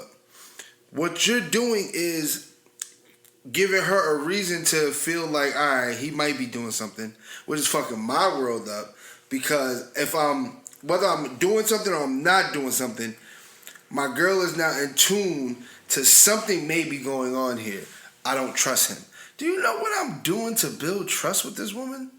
From that day, past that day, before that day, you really just took my trust level back down to a 0. It might have been like a 5%. He still don't understand why I was like I didn't. Till this day, even though I said it like 5 times already, I was not mad at what was being said. It's not that she got under my skin because if she got under my skin, you would have seen me react to it right then and there. Mm-hmm. You get what I'm saying? As you seen it, I kept my calm the whole time. I didn't react. Mm-hmm. The only thing, she just kept calling me attitudey. And I was like, why the fuck am I attitudey? What happened? I said that to her. It seemed like you had such an attitude out of nowhere. I literally shut down. Once we started playing that particular game, I automatically shut down before she even started saying any funny shit. That was the crazy part. I already had shut down. Didn't I? Mm-hmm. Because of the game itself. You was like, I don't think I want to play this. This is what I'm saying. I already had shut down because of the particular game that we were playing. So that's what it was. But so if she would have said attitudey at that point before she started popping shit, then I would have understood that. Right. You understand what I'm saying? She didn't start saying it until after. That's the thing. You didn't have an attitude, number one. I did. I just got quiet. Right. I was drunk and I got quiet. When I get too drunk, I get quiet because I be ready to go lay down. That was it. That's more so what it was than anything. So when she was like, you attitudey, and I was like, why are you calling me attitudey? She was like, oh, because you attitudey, mama. You attitudey. And I was like, I'm not, though. I don't really have an attitude right now. Like, I see what you're doing, but I don't have an attitude. Like, I don't care. Like, you understand what I'm saying? It's like the energy you was giving off, though. I just was they're not used to me. I don't even think you're used to me being in a big crowd. I didn't understand you shut down when you're uncomfortable. So with my anxiety meter when my social media this when was my year social one. meter goes out, I shut down. This was year one of me learning. Like, I knew my best friend, but I didn't know my best friend relationship-wise. So this was my first year. This was year one. This is when I came from jail. And we started actually interacting with people as a full couple. He's more sociable than me. He didn't understand because you met me in a social setting. You automatically, and because when I'm in a social setting, I adapt to my situation. Right. So you automatically thought that I was a sociable person. Like no, until you got with me and seen that I'm actually a loner. When you're the friend on the outside, you know the person that she is on the outside. Right. But when you're on the inside, you really get to learn that she is, like she said, a loner. She likes to keep to herself. She likes to stay to herself. She doesn't like people in her business. When she does put people in her business, sometimes it doesn't go well. Then she'd be like, damn, why did I put this person in my business? I should have stayed to myself. Sometimes she put people in her business and it turns out to be for the greatest. But all in all, she's one of those people that likes to keep to herself because she doesn't trust other people's opinions. They might judge her for some shit that she's normally doing on a regular. And I feel the same way. But this is my first year learning the that loner. About me, right. So I'm not understanding. Like now I can identify with everything that we go through, she goes through. If she's feeling away, I'm going to know why she's feeling away. If we're in a setting with people that she doesn't want to be around, I'll know because she puts on this. First it starts with the... And then once we get around the people, it's like she's going to entertain the bullshit for a while. And then she's going to get comfortable. She's going to start doing what she wants to do. And if nobody's doing what she wants to do, she's just going to go into her own little space. Then when people try to talk to her, she'll be like, huh? Oh, yeah, no, yeah. Then she goes back into her space. Then they come back. And that's pretty much what I was doing at that point. And I didn't know and that. I was said, and I was told that I had an attitude, like right. And I was like, I don't have one. I really don't have one. Trust me, you would know if I had one. If that happened today, the whole room would feel that I have an attitude because I am that person. Like the whole room would know you have an attitude. Fuck, feel it because you're not one to once you're in a mood and it's at a certain point. You let it be known. Right. So, like I said, that was year one of me learning. If that was to happen today, I would be able to identify it ASAP. Like, no, she's not mad. She's not mad. She's just going through something right now and just leave her alone. Yeah. But at that time, it's not even registering to me because I'm not thinking about Auntie. And this is somebody that was dear to me. And when I mentioned my aunt, I think what blew it even more, when I mentioned my aunt, he was like, oh, you're fucking drunk. I'm like, yeah. And I was sober at that moment. I was sober. I was like, I'm not drunk. Like I didn't. Like I'm happy to say that I've changed because I really couldn't identify what was wrong with my girl at that time, and I thought I knew her so well. Like this is my best friend. I always know what's wrong with her. So then when it's time to figure out what's wrong with her, why she acting like that, I don't know. She's bugging. This is not normal. Normally, she's just so active and she's so. He was just so friendly. Used to me being the friendly. Now it's like, all right, now I know why she's mad. Like, leave her the fuck alone. She doesn't want to be bothered. Why are you in her face? She doesn't want you in her face. If you're gonna stay in her face, then you're gonna have to talk about what she wants to talk about, not what you want to talk about, because she don't want to talk about that. This is why she don't want you in her face. If I understood that, then I would have been able to nip that in the bud. And none of that shit would have happened, but me being blind and just still being a street nigga and not converting over to a grown man, still trying to be a little boy. I'm blind to the fact of what's happening. I'm just like, yeah, I got her. We here, we drunk, we about to go home and be nasty. Fuck y'all. You gotta stay here. Mm-hmm. He gonna stay here. And I think homegirl was finna leave cuz too for her other, know what I'm saying, situation. So we was really gonna be the only ones that was getting some cookie for the night. So I was on some nigga, I'm trying to leave with this. Fuck what y'all talking about. Bing! Yeah, bitch, I won. It's lit. Come on back. Why you got an attitude? Oh my fucking God, why do you have an attitude? You're fucking everything up right now. Yo, like, he thought I was mad and I wasn't mad. And I'm like, yo, what she got an attitude for, bro? I'm trying to go home and lick your butt. And you not trying to get your butt licked. You trying to stab me in the freezing cold. It's 2 degrees outside. And you running away. How the fuck did you disappear from the front of the hotel? Yeah, I left. I dipped. Yo. Bro, all I know is I flipped out. I called the fucker Uber. I went to go pee. I came back. She was gone. I thought somebody kidnapped her. I thought they tried to Anika my baby. I'm like, Kanika, whatever her name was. Shout out to the little homegirl that died in Chicago at the hotel. Yeah. I thought they tried to Kanika my baby. I'm all panicking now to watch all these videos with her about how they took the body and did this and did that. So now I'm thinking, yo, where's y'all motherfucking stasher at? Yeah. Last time we was here, the receptionist nigga was talking about congratulations. Wait, I'm running back and forth. I'm knocking on. Yo, I went back to the room. I'm banging on the door. Nobody opened the door. I'm like, yo, I need to charge my phone. Just charge my phone so I call a cab. My girl's missing. Y'all niggas ain't charging the phone. Alright, fuck it. I go back downstairs, nobody there. I start to walking. I just hear somebody complaining. This nigga, motherfucker, son of a bitch. Goddamn bitch, nigga, what? Found me. I know who that is. Now, how do I feel? Can we just go home, babe? Babe, can we go home? Babe. He was just trying to get in the bed. Babe, he was so drunk. After a certain while, he didn't even fuck how mad I was. Bro, we sat in front of the hospital. I went into the hospital and was like, get away from me! I'm like, yo, she's bugging. He was like, yo, she's bugging. This is retarded. He was on the phone. My sister was like, you're by yourself? All of us, and then somebody drove past us and yelled out the window and they said something. I don't know what it was, but somebody drove past us and yelled out the window. My sister was like, you're by yourself? I was like, no, da-da-da. All I know was Erin took my phone and she was like, oh, good, you with her, bye. I was like, fuck this nigga, dude. We went into the hospital. I kept walking back and forth. He was trying to follow. I'm like, stop fucking following me. He was like, just call a cab. I want to go home. No, we ain't going home. You ain't going home. I was going off. And then we ended up going into the hospital. I was going off in the hospital thinking that somebody was going to help me in the hospital. They was just looking at me. I guess it was regular Yonka shit. So they was just looking at it just like, bitch, get the fuck out this hospital. Like, just screaming at me. Right, like, you disturbing the peace right now. And I was like, get away from me, get away from me. I don't even remember how we made it home. You got in the cab before me. You got in the cab. The hospital, you called the cab from the hospital.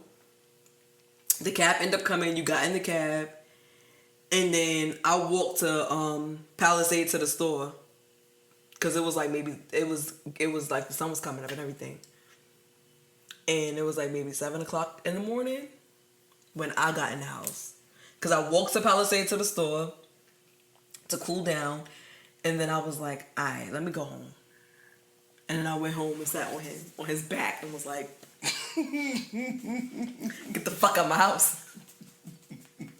Get the fuck out of my house. He was like, man, you don't get the fuck off of me. Yo, he's so fucking strong with his, he don't realize his whole strength. He don't realize his strength at all. Guys, you be trying to thug me. He be thinking that he just like doing a little push. No, that nigga was like, get the fuck. He was like, yo, you don't get the fuck off of me. I was like, get the fuck out of my house. No, because what the fuck was that about? The fuck? He was like, go to sleep. Like, get out of here. Oh, shut up. Go to sleep. You're fucking drunk. Go to sleep. I was like, I am not drunk. Like, you still drunk. Shut up. And I wasn't drunk though. That was like, my whole, everything got, like, once I started yelling, that shit went away. It was over. I wasn't even drunk no more. Man, bro, you still drunk? That shit was dumb funny though. It was funny after the fact, but it wasn't funny as it was happening because, like I said, when the situation happened, I was like, whatever. I was like listening to her, but I was like, whatever. But what kind of like blew my whole shit is when I mentioned it to him, he started yelling at me. You was fucking bugging. You changed the whole vibe. You fucked the vibe up. I was like, me? You? I did it? I didn't even fuck. Yes, the fuck you did. I said, no, she fucked the vibe up. But since you want to yell at me, and then it was over after that. That was some shit. That was, yeah. Yeah. That was some shit. Crazy moments in our crazy life. Brought to you by Let Set. Yeah. Last off. Yo, he's stupid. Nah, I'm just, I'm happy we got through that shit, but... Oh, there's nothing in here? Nothing in there. Like I was saying, I know for a fact that this is where I want to be.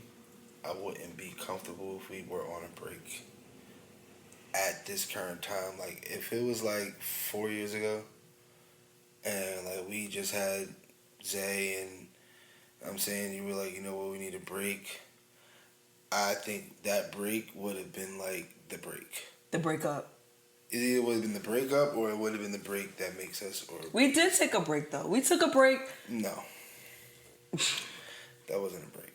Okay. That was get the fuck out, go sleep at your grandmother's house for a couple of days. Can I come home? Are you still mad? Can I come home? There was no break. He took the kid and everything. Yeah, I took the kid and all that. That was and it was said that I kick him out with the kid. But anyway.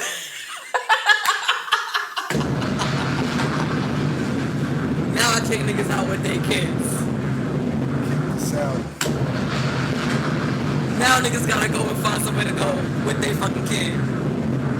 Nigga said I could have came to his house. How? Now niggas gotta go buy Pampers because I abandoned him and the kid. Even though I took the kid and walked away. Police told me I couldn't get my kid back, but I kicked niggas out with their kid. She definitely tried to get the police to take the kid from me, and the police was like, "Are you the father?" I was like, "Is a pig's pussy pork?" Yo. So now it's fuck him and his kid, because I kick niggas and their kids out. So what happens is I take the kid because I'm gonna give her a break. Nah, he took the kid because you know that's every nigga way back in. I got the kid. This is my thing. I had just had my son. Yeah, he was like a couple months. And I was attached. So I was trying to like. I mean, I wasn't attached. So I was trying to attach myself. And it was like after the first kicking out with the kid, it was over. Every time I leave, I'm taking my kid. I get to spend some quality time with him. I'm taking him. I'm gonna take him. No, you're not. Yes, I am, because you're not gonna be one of them females that be like, "Oh, he just leave his kid, but you kicked me out, and I took my kid. Fuck is you talking about? I gave you freedom." I gave you freedom. Shout out to the baby fathers that leave with the kid to get the baby time. And the baby, what did Kevin Hart say? I'm taking the baby back. Yeah. When he said, I'm taking, that's exactly what you did. The way I threw it over. I said, he don't even, I called the cops. I was like, he don't even got Pampers for him. It was like, man. He was like, his friend said he's about to go to the store and get him some Pampers for him. I said, no, why do you gotta answer for everything? Give me my kid back. And that was her main thing. Like, I don't care how much I lied. We were supposed to I go had to an answer for everything. So when she separated me from her and I took the kid, everything that she complained about, I had an answer for. Yeah, the cops. He ain't got no milk. He said he gonna get the milk. He ain't got no Pampers. He said, shout out to my friend with the no hairline.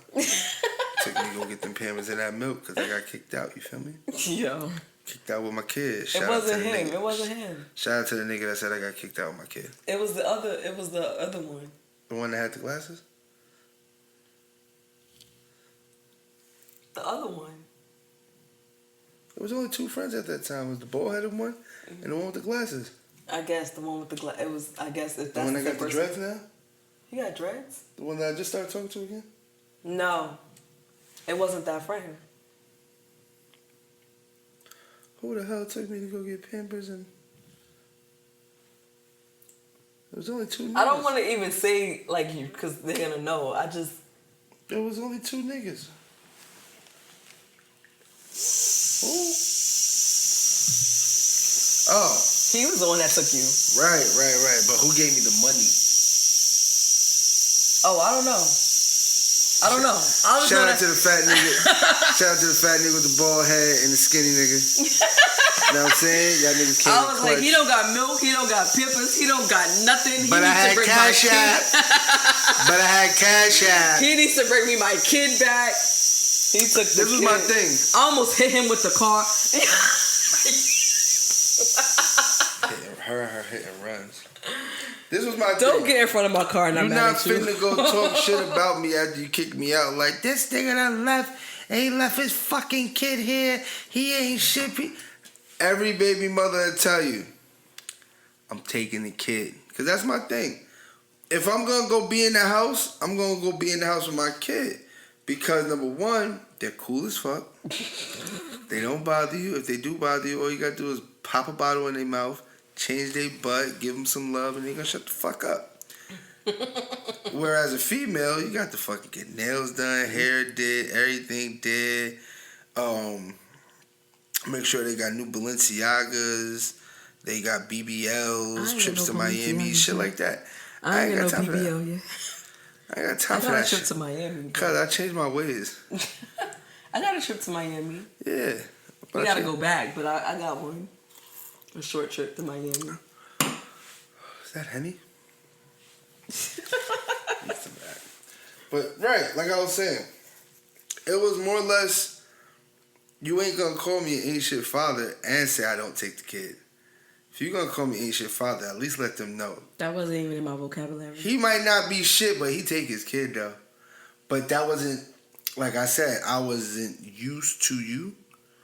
This is what I'm used to. I'm used to being called an ain't shit father, but I always got my kids. Right. So when I was called the ain't shit father, what would happen is the messages would pour in. It's fucked up that she's online bashing you, because I always see you with your kids. I see you with your kids more than I see her with her kids.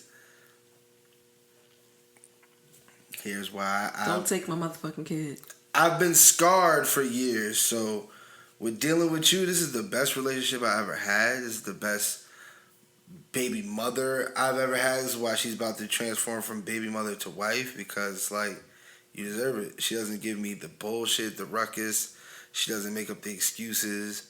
So more or less, I knew, if you understood what our friendship was, you will understand why I knew that me changing, me focusing up, me getting my life together was worth everything that came with this package, because it wasn't only a girl. I wasn't only just getting a girl. I'm getting a lifelong friendship, a person that's going to have my best interest at heart for the rest of my life, a person that genuinely cares. I don't have to worry about any envy, any jealousy, any hate, any fucking going behind my back with this person. I know that I could put my life in her hands, and if I die, she's going to bring me back to life, and if she don't bring me back to life, she's going to make sure that everybody's taken care of in my afterlife. So, knowing that a person doesn't deserve, some people deserve to get cheated on.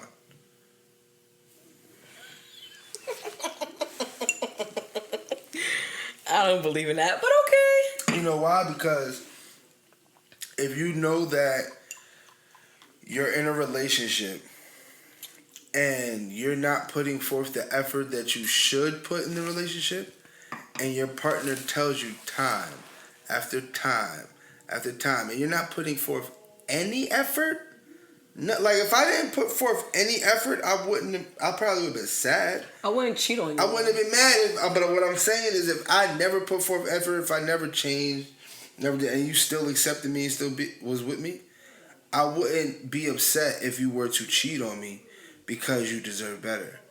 I wouldn't be upset if you cheated on me because I know that I'm not playing the position I'm supposed to play in my situation, and if somebody else can come and make you happy, then I got to deal with that. So my goal in life these days is to make sure that if I can't make you happy, I can make you happy. If I can't do it, I can do it. There shouldn't be another person that can come do what I should be able to do for my fiance, for my female, for my wife, period.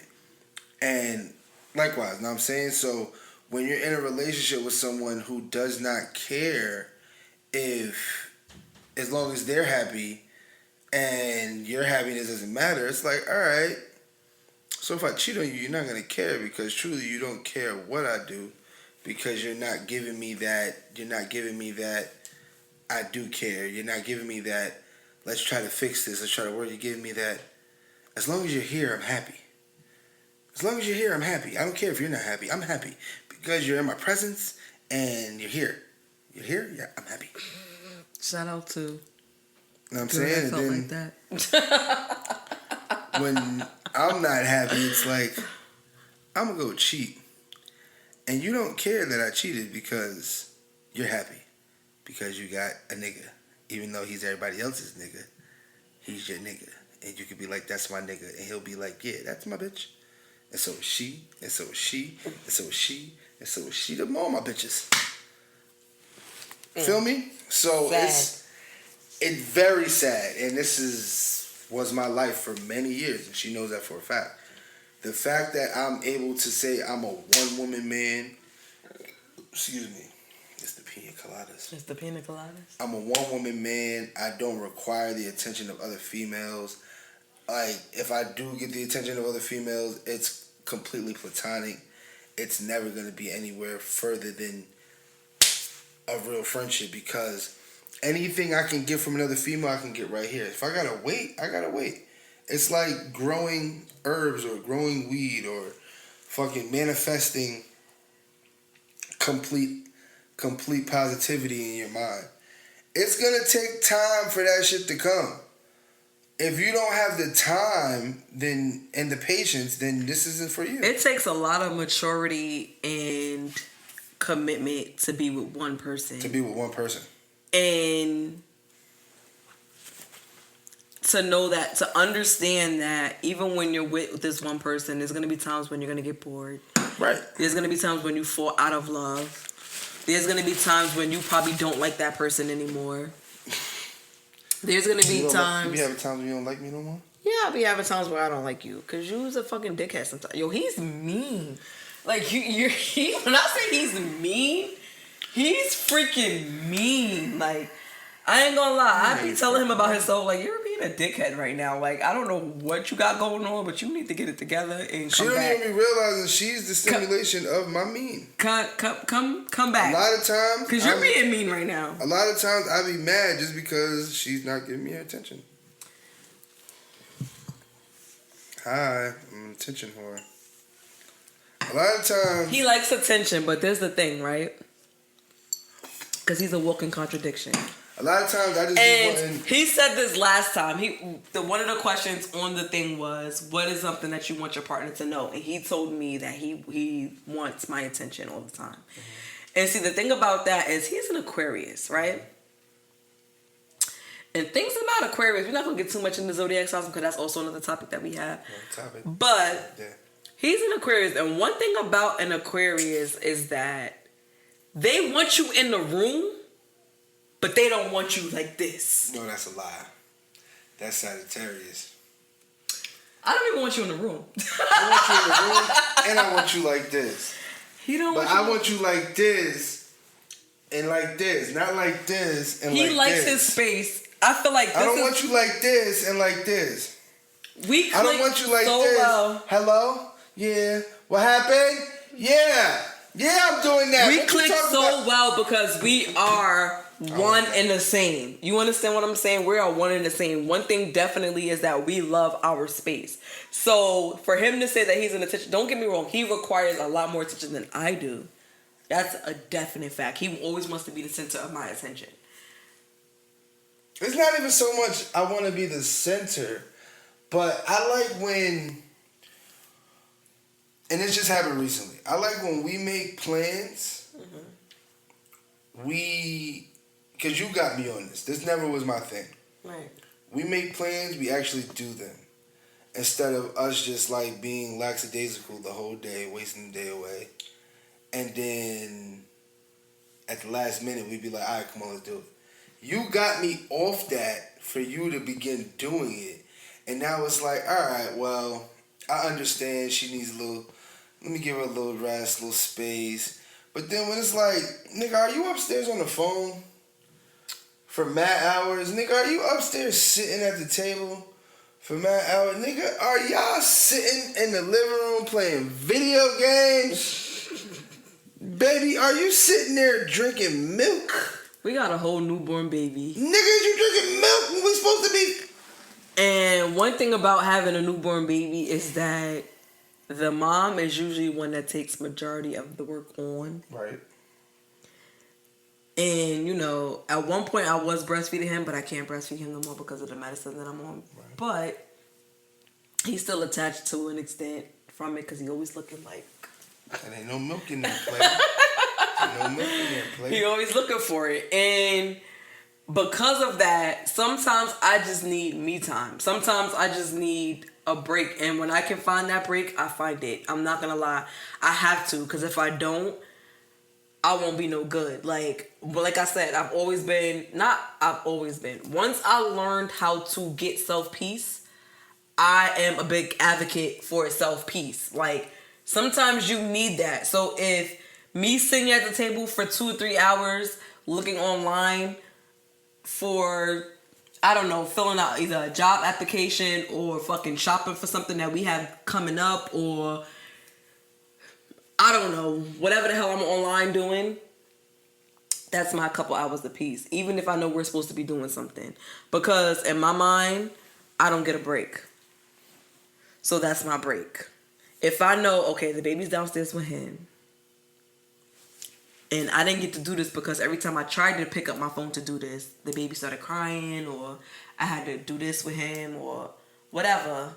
This is my moment to do it. Let me do it. And that is perfectly fine. So that's more so what it is. It don't be that I don't want to do what we're supposed to do. It's more so let me just take this time for myself, because if I don't take this time for myself, I'm not going to have no time to myself, because obviously this is another obligation I have to do that required. That's something regarding the family. This is not something regarding Willette. This is something regarding the family. And one thing is, like, I don't care what nobody say. People could judge you all you want. Mothers, you are allowed to take time for yourself. You are allowed to say FDK and F that man and go do something for yourself. You are allowed to do that. Don't let nobody judge you.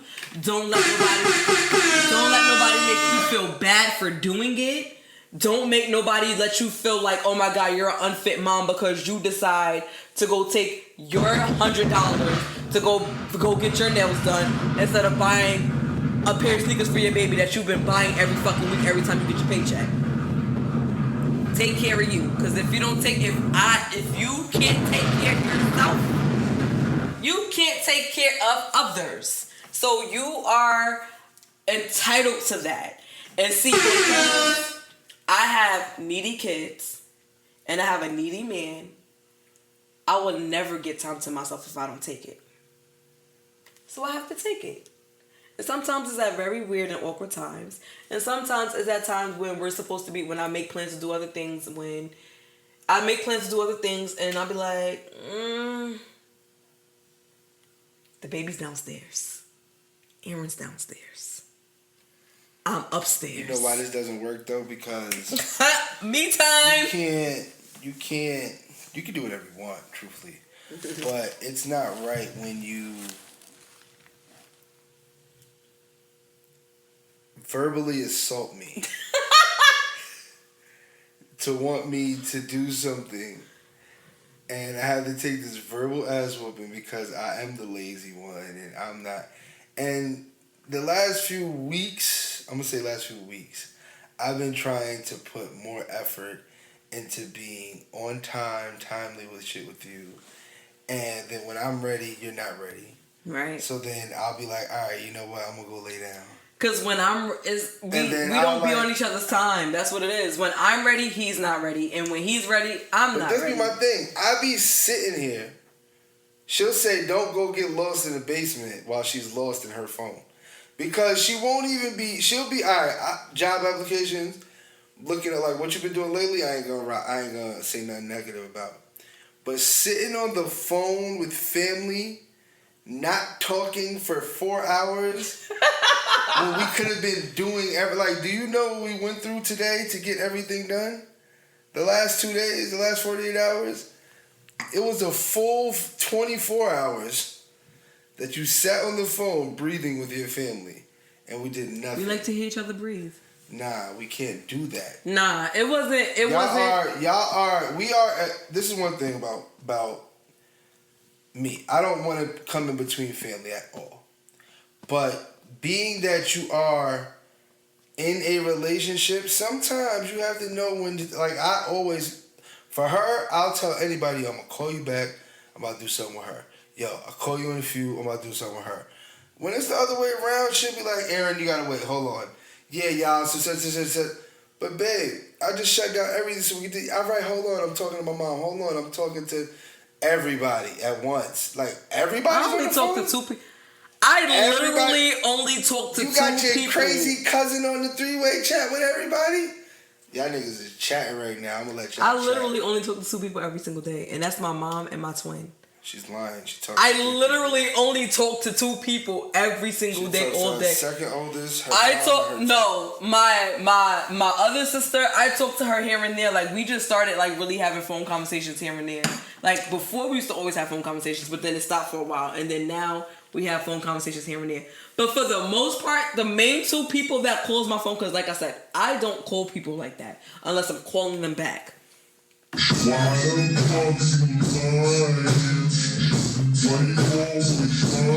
full of shit. Anyway, I only talk to 2 people, and that's my mom and my twin. So I don't talk to them.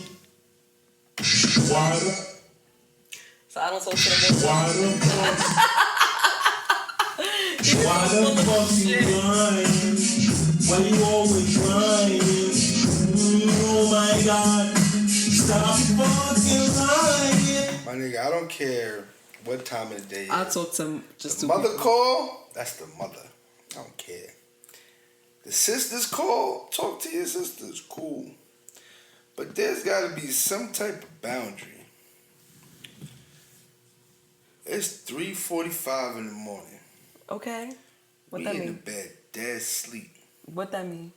That phone gonna ring and they gonna go, yo, what you ate today? Girl, I'm asleep. Like my man gotta go to work. I'm asleep, baby sleep. But I just wanted to know what you ate today.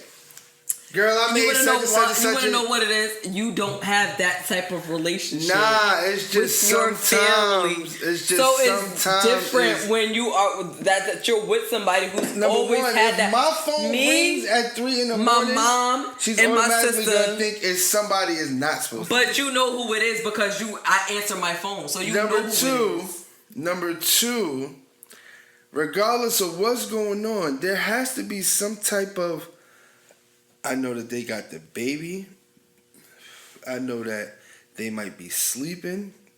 Let me call them in the morning. I don't care how grown me and my friends are. If he ain't single and by himself in the house or on the road doing what he do, like the one you just told me about, I don't call that nigga after 2 o'clock because he has a girl. And last time I called that's him a friend. This is my family. It's right. Listen, but listen, check it out. I just told you. And they don't call at that time. I just told you that there's only certain. Who don't call at that time? Your family? At the end of the day. Oh yeah. My friend. Last time I called my friend after 4 in the morning, right?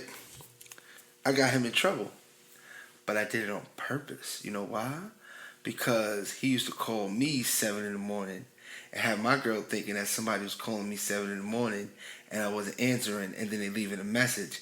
Because every morning a motherfucker would call me, I don't answer, motherfucker would text me, what bitch you got texting you because you ain't answering your phone? What are you talking about? It's him. That ain't fucking him. It's him. So me, being a friend that I am, once we got to New York, call this nigga at 5 in the morning. You know what happened? Your friend's calling you. Why is your friend calling you at 5 in the morning? Oh no, I think I should answer just in case it's important. It's not gonna be important. She was right. It wasn't important. I just wanted to go, hey nigga, I'm in New York. But the fact that he got in trouble made me feel so good. Because so many times he would call me at that time, to the point where I start saying, yo, bro, after a certain time, don't call me. Before a certain time, don't call me. Out of respect for her. I respect her. I know that she doesn't feel comfortable when random people call me, whether it's you niggas or not. It's a trigger. She's going to think it's somebody else. So, in order to create a positive space where I don't get stabbed, that's a friend. I need you to stop calling. That's a friend. What you mean? That's family. That's family too. Because like I said, I replace those people with family members. Number one, my mom is the only one that calls past a certain time. That's a lie. Your mom doesn't even call past a certain time. Your mom be asleep by a certain time. Your mom might call the latest. The latest is 2 and some change. What y'all do? Where the kids at? What y'all ate?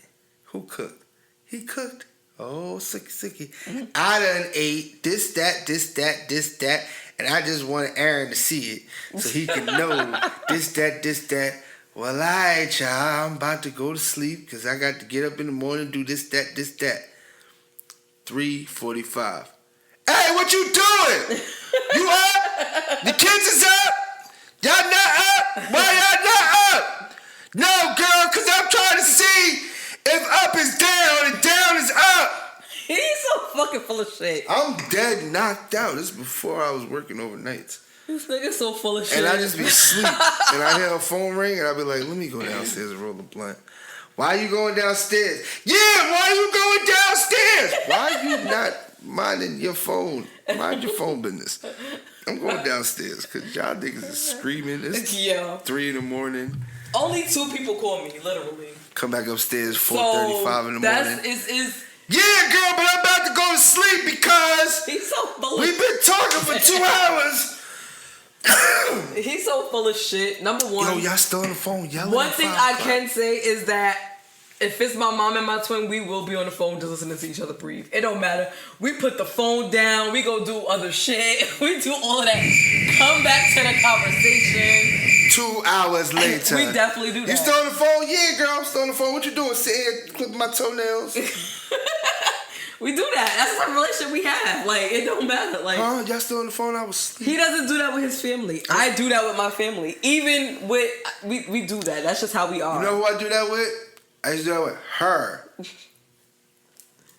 To the point where when she was in the hospital, I was reminiscing on how we used to do it because we was falling asleep on the phone in the hospital. Again, like, to the point where sometimes she be upstairs asleep and I'll be downstairs with the baby and she'll text me and then I'll call her and we'll fall asleep back on the phone in the same house, right 10 feet away from each other because that's my comfortability. Like, that's my comfort. He just want 100% time. I don't because I'm not that selfish. He says he don't. But I'm not that selfish. I do.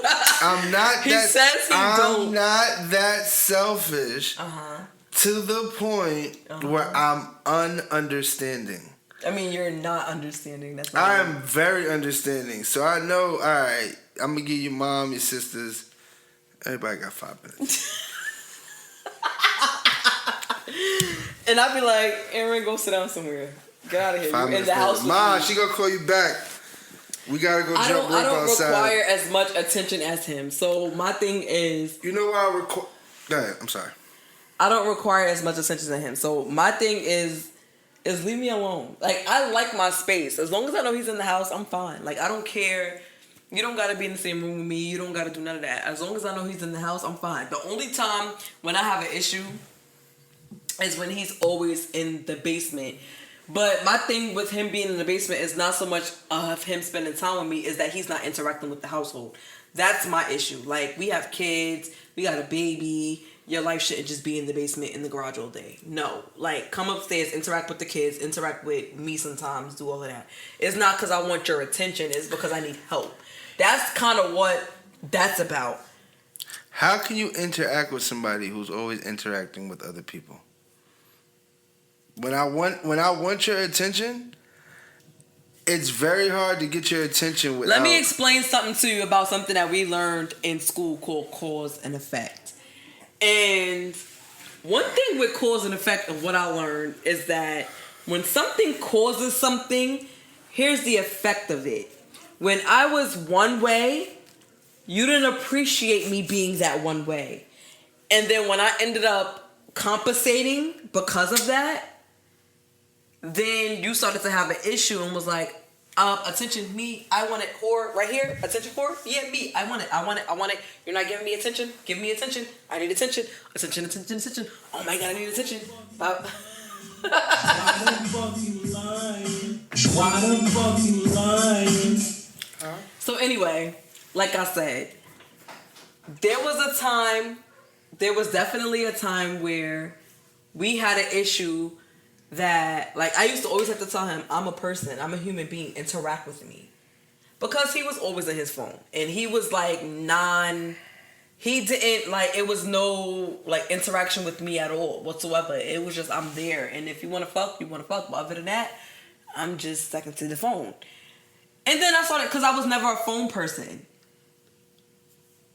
Contrary to what you might think now. I was never a phone person. I was a phone person before. 2017 you was.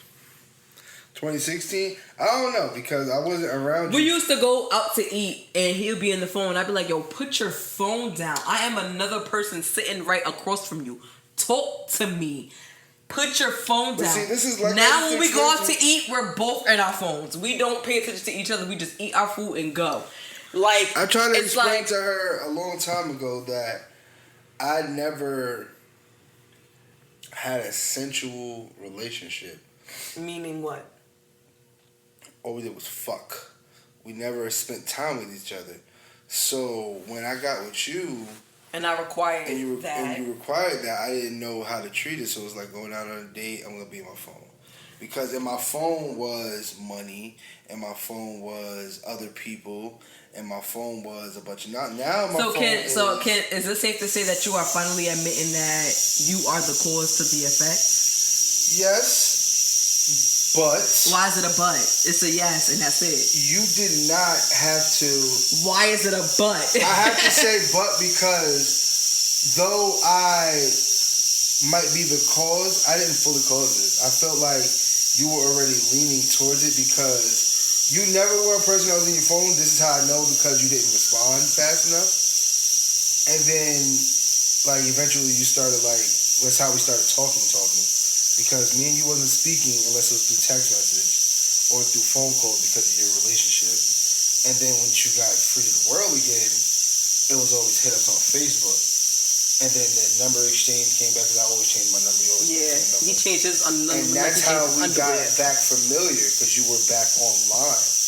Once you got back online is how I got back in your whole circumference. So I'm going to take blame for the excessive when we got together. But when we first got together, it wasn't bad. It wasn't your phone usage was not you.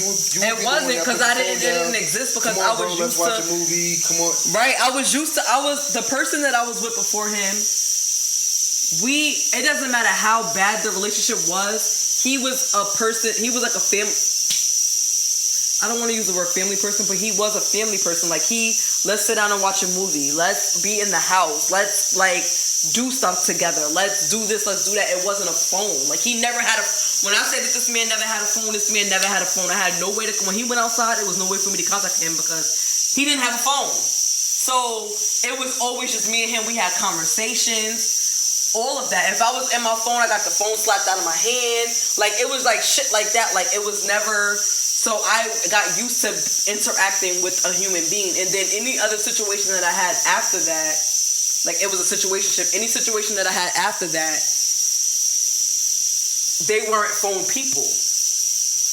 And plus it was older men, so it wasn't like they were older than me. So they really wasn't in their phones. It was like, I want a conversation with you. Like, that's what it was. So I was never a person in my phone. If I was by myself, I'll be in my phone. But it wasn't like that. But if somebody was around me, I always knew to put my phone down and interact with the person around me. So when me and you first started talking to each other, that's what it was. It was, interact with me, Aaron. Get the fuck out your phone, Aaron. Put your fucking phone down, Aaron. Da-da-da-da. Oh, you making me miss money. You da-da-da-da. So then after a while, I adapt to any situation that I'm in. That's just my personality. So after a while, I started compensating for the lack of attention that I was getting. I wasn't an attention whore, but I required a little more attention than he was giving me at the time. And my thing is, I started compensating for that by being on my phone because I know how to please myself. I don't need somebody else to do it for me. If I'm asking you to do something and you don't want to do it, I can't force you to do it. You're not obligated to do anything for me. I'm obligated to do everything for myself. So this is why I naturally adapt. Because once something happens, I can't put no expectations in you. If I say this is what I want from you and you don't give it to me, I gotta give it to myself. This is what I require. Now it's just on you for taking up space or not. That's it. That's all that is. So it's like, I need you to give me this. If you don't give me this, I'm gonna give it to myself, but then don't expect anything from me. Cause I'm focusing on myself now. And that's what it was in the beginning. And then after a while, it became a habit that's very hard to break. Now, yes, I'm definitely in my phone 24/7. I definitely don't give him any attention. And at one point, I required, like, I need you to come up from the basement. I need you to come up. This is my thing. This is his haven. Like, he smokes in. He can't smoke in the house. She'll have me come up from the basement just to have me sit and listen to her talk. He smokes in here. He makes his beats. This is where he comes up with his ideas. This is where he makes his money. This is where he do a lot of before he started working. This is a lot of different things where he did whatever he did. So I try not to bother him, but then I just be like, come up. There's a civilization in your house. Come interact with the civilization in your house. I don't like when she takes me out of my space for me to come upstairs to her. Like, this is what she does. She'll be on the phone, on both phones, with whatever family. One phone is the money phone and one phone is the family phone. She's on the phone with the money phone and the family phone talking to the family. Right? So she's got a Facebook group chat here and a FaceTime right here. In the middle of that, she'll text me like, you need to come upstairs. And I'll be like, all right, I'm going to go upstairs, give her some of my time. I go upstairs, she's on the phone. Because I'm not requiring your time when I tell you to come upstairs. I tell you, when I tell him to come upstairs now, it's not because I want his time. And for that reason, and bro, like the baby wasn't even here. Like I said before, because we have other children. Like I said before. Niggas was in New York. No, they wasn't. Like I said before, I adapt to whatever situation that I'm in. So if I want your attention and I see that it's too much for you to give to me, I start to give myself attention. If I'm telling him to come upstairs, I'm not telling him to come upstairs for his attention. I'm telling him to come upstairs because now I need you to occupy these children that I've been occupying for the whole day, and I need you to come occupy them so I can get some me time. That's what that is. I don't want you to come upstairs for me anymore because when I tried to get you upstairs for me, you wasn't trying to do that. So, fuck you, come upstairs, occupy these kids, and let me get some me time. That's it. If I'm in my phone, it doesn't matter. Let me be in my phone because this is my me time. This is my time to decompress. Let me decompress. But here's the thing. You think I'm calling you upstairs for me. I don't want you upstairs for me. You already told me and showed me that you're not trying to be around me because when I asked you to come upstairs for me the first time, you didn't do it. So now, fuck it. Come upstairs for the kids. You get what I'm saying? No? You don't get what I'm saying? I get what you're saying, bro. This is what I'm saying. Like, you gotta look at it both. You have to learn how to step out. I always say this to you. Step out of your shoes and step into mine. And understand that, what I said last podcast, I'm not Superwoman. And there's times when I need the break. And there's times when I might need attention. But you don't come and give it to me, so I compensate for that. And then when you were ready, you give it to me when you're ready for it. Because when you down here and you want your time, you get your time. I don't bother you. But then as soon as you want to come upstairs and now all of a sudden it's, give me attention because I'm upstairs now. After all day I've been asking you, can you come upstairs? But then now, I'm coming. You'll end up going in the playroom to go to sleep. You'll end up coming back out here. You end up doing all of that.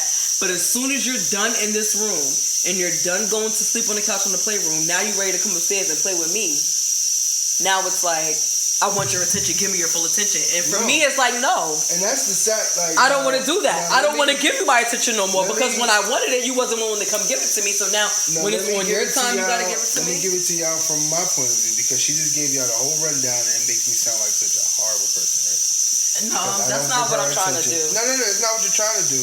But it sounds like I don't give her attention, and then once I don't give her the attention, I'll get my own attention when she wants some time. Right, cool, whatever, cool.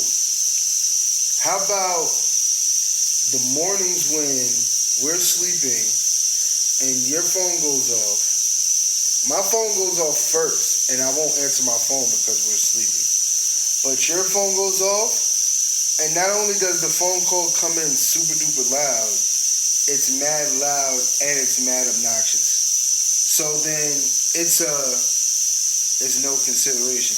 she used to tell me this about me all the time. So what I started doing, I started making sure I got my headphones. When people call, yo, hold on, because she's asleep.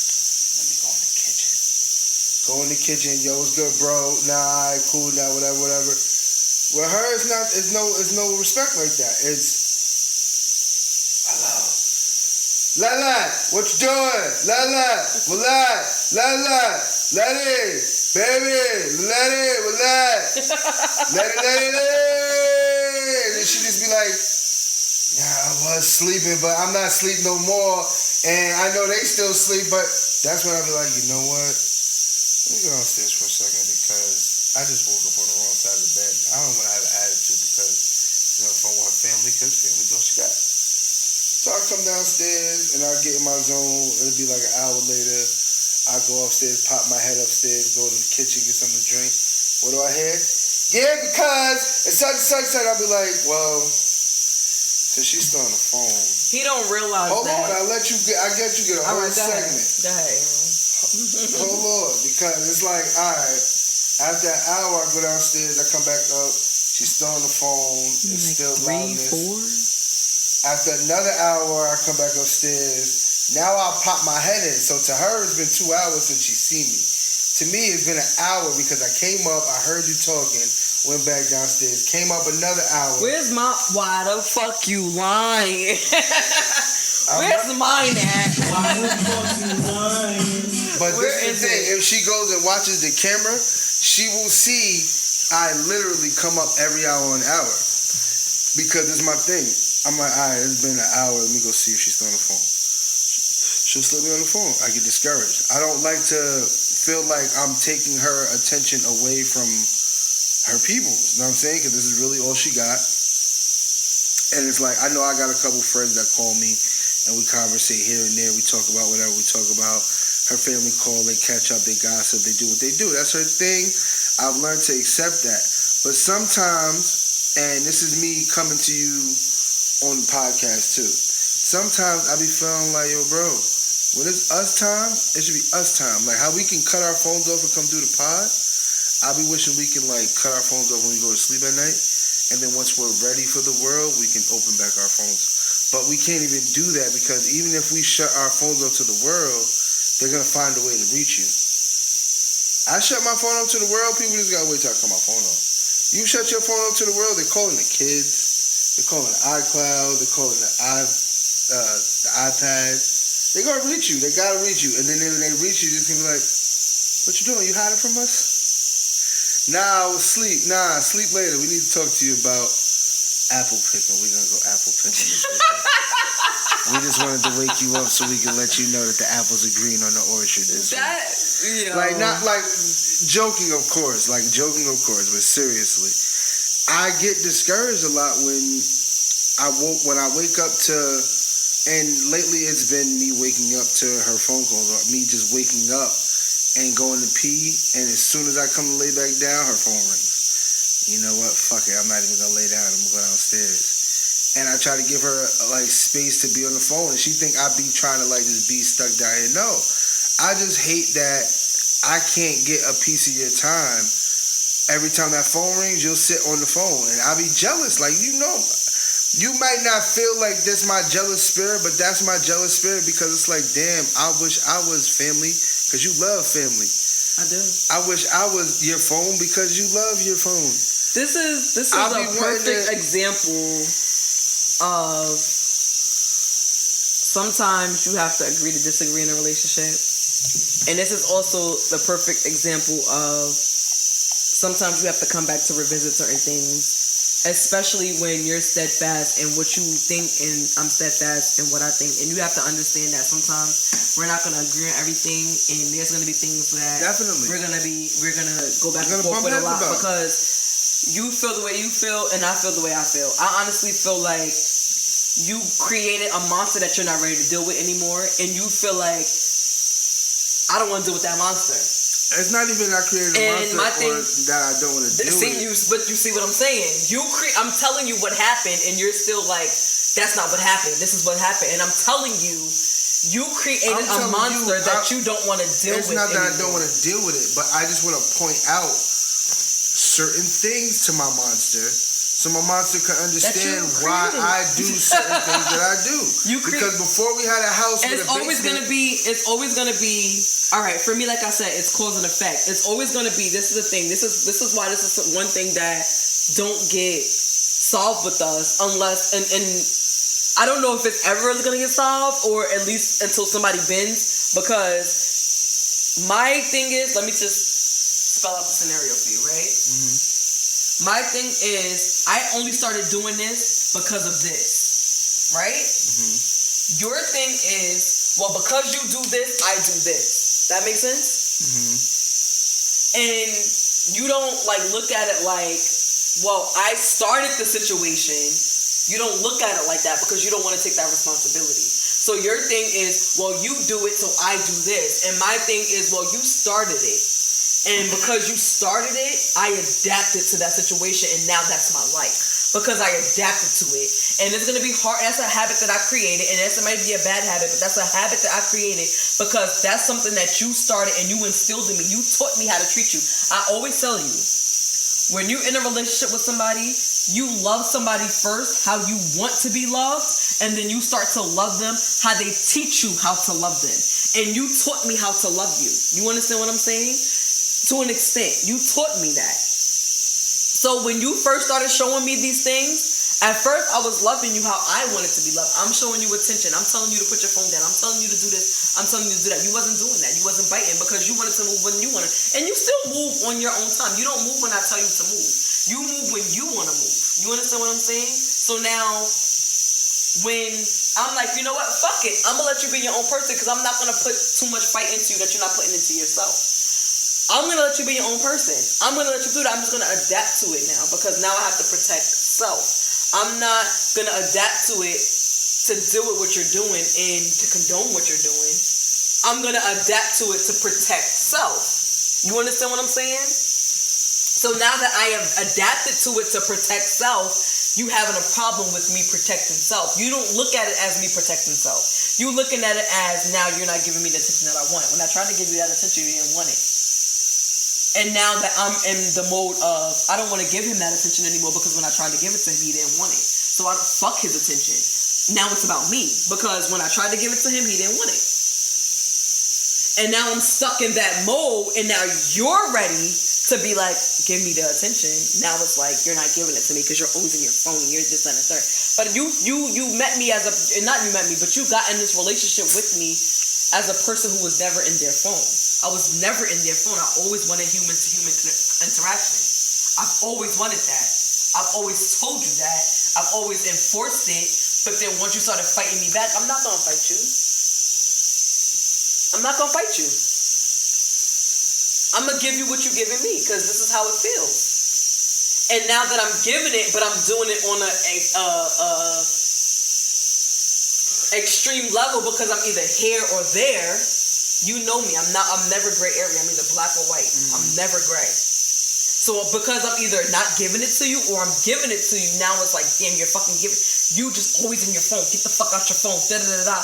And it's like, well, when you had me as a person that was never in her phone, you didn't appreciate that person. So now that I'm a person that's in my phone, no, because I feel like how you feel is that I'm always talking to my family and I put you second.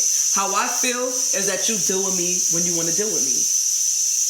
So my thing is, fuck you. It's more or less, I deal with you when I can. That's how I feel. My point, you deal with me when you can, when it should never be you deal with me when you can. You should make time to deal with me. No. See, now you're fucking my words up. I deal with you when I can because you're always occupied. Not when I can because I'm too busy to deal with you. You see how the victim mentality never changes. You're not gonna. You cannot sit here. I cannot allow you to sit here and just make it seem like it's all me because lately I've been on your time. No, but the way that picture was just painted was like it's just me. I never said that. I'm not one to really bicker. I'll shut up and take it. But right now I'm gonna bicker because this is something I haven't addressed. And like we said, we do address certain stuff on the podcast that this is real. This ain't like bullshit. Right. This is real. this is something that I haven't addressed, and it's something that bothers me because when we were in the beginning of this situation, like I said, I didn't understand, and I never dealt with a female like you, somebody that's more or less interacting with the person that's in front of them more instead of being on the phone while we're out on a date and taking pictures of the food and then just being on the phone scrolling while we're eating, and there's no communication. So I take full responsibility for that part, for me not never being like the person in the beginning. Now it's years later, when you want it, and I've already not even when I want it. It's not even when I want it, because what the real is when you ask for something, I try to provide it, and then when I try to provide it, it's like, oh, hold on, I'm doing this, but you just asked for this. You know what? Cool. I'm not even mad at that. You handle that. Because you give it to me on your time. No, this is something that you keep saying, but lately I have been on your time. You give it to me, and it's still this. No, you give it to me on your time, because your excuse is I didn't know. I didn't know that's what you wanted. I didn't. That's know my excuse for. I didn't know when you wanted. Events. No, you still use it now. I didn't know what you wanted. I didn't know when you wanted. I didn't know none of that. I just knew you wanted it. That's my thing. And here's the thing. And this is why I'm trying to get you to understand. I don't know if you're going to ever understand it. Maybe if you watch this back and you actually hear it instead of me talking to you, and you are quiet and you watch it back and you hear what I'm trying to say to you, maybe you'll get it. If you'll get it. If I come to you and I say to you, Aaron, I need a piece of chicken. Can you make me a piece of chicken? This is how it goes, right? This is from my perspective. This is what I experience. I can't tell you your truth. I can tell you my truth. Do you understand that? So let me put that disclaimer out there. I'm not trying to talk to you like that, but you know what I'm trying to say. This is my disclaimer. This is my truth. This is basically, she's about to lie and make it seem like she's telling the truth. Go ahead, say it. All right, I don't want to say that no more. So anyway, you said this is your truth. This is my. So you gotta make it what you see, and it's not what's really there. All right. So anyway, back to the topic at hand. What we were saying. Yeah, I'm not gonna even get into that, because the fact that you just said that, we're not gonna get into. What happened? Why you don't want to? So now, anyway, this is the stuff. The thing is, what's the topic at hand was, would you take a break? We completely went off topic. This is what this podcast is really about, to be honest with you. Just us even working this out, because we're still not perfect. We're still trying to figure things out. We're supposed to be getting married in August, and we're still trying to figure out a lot of other things that we need to figure out before we get married. So that's just what it is. We'll finish that conversation off camera, because that conversation is about to get real quick, because he just pissed me off. But anyway, that's like, I always piss her off. We're gonna finish that off camera. But yeah, so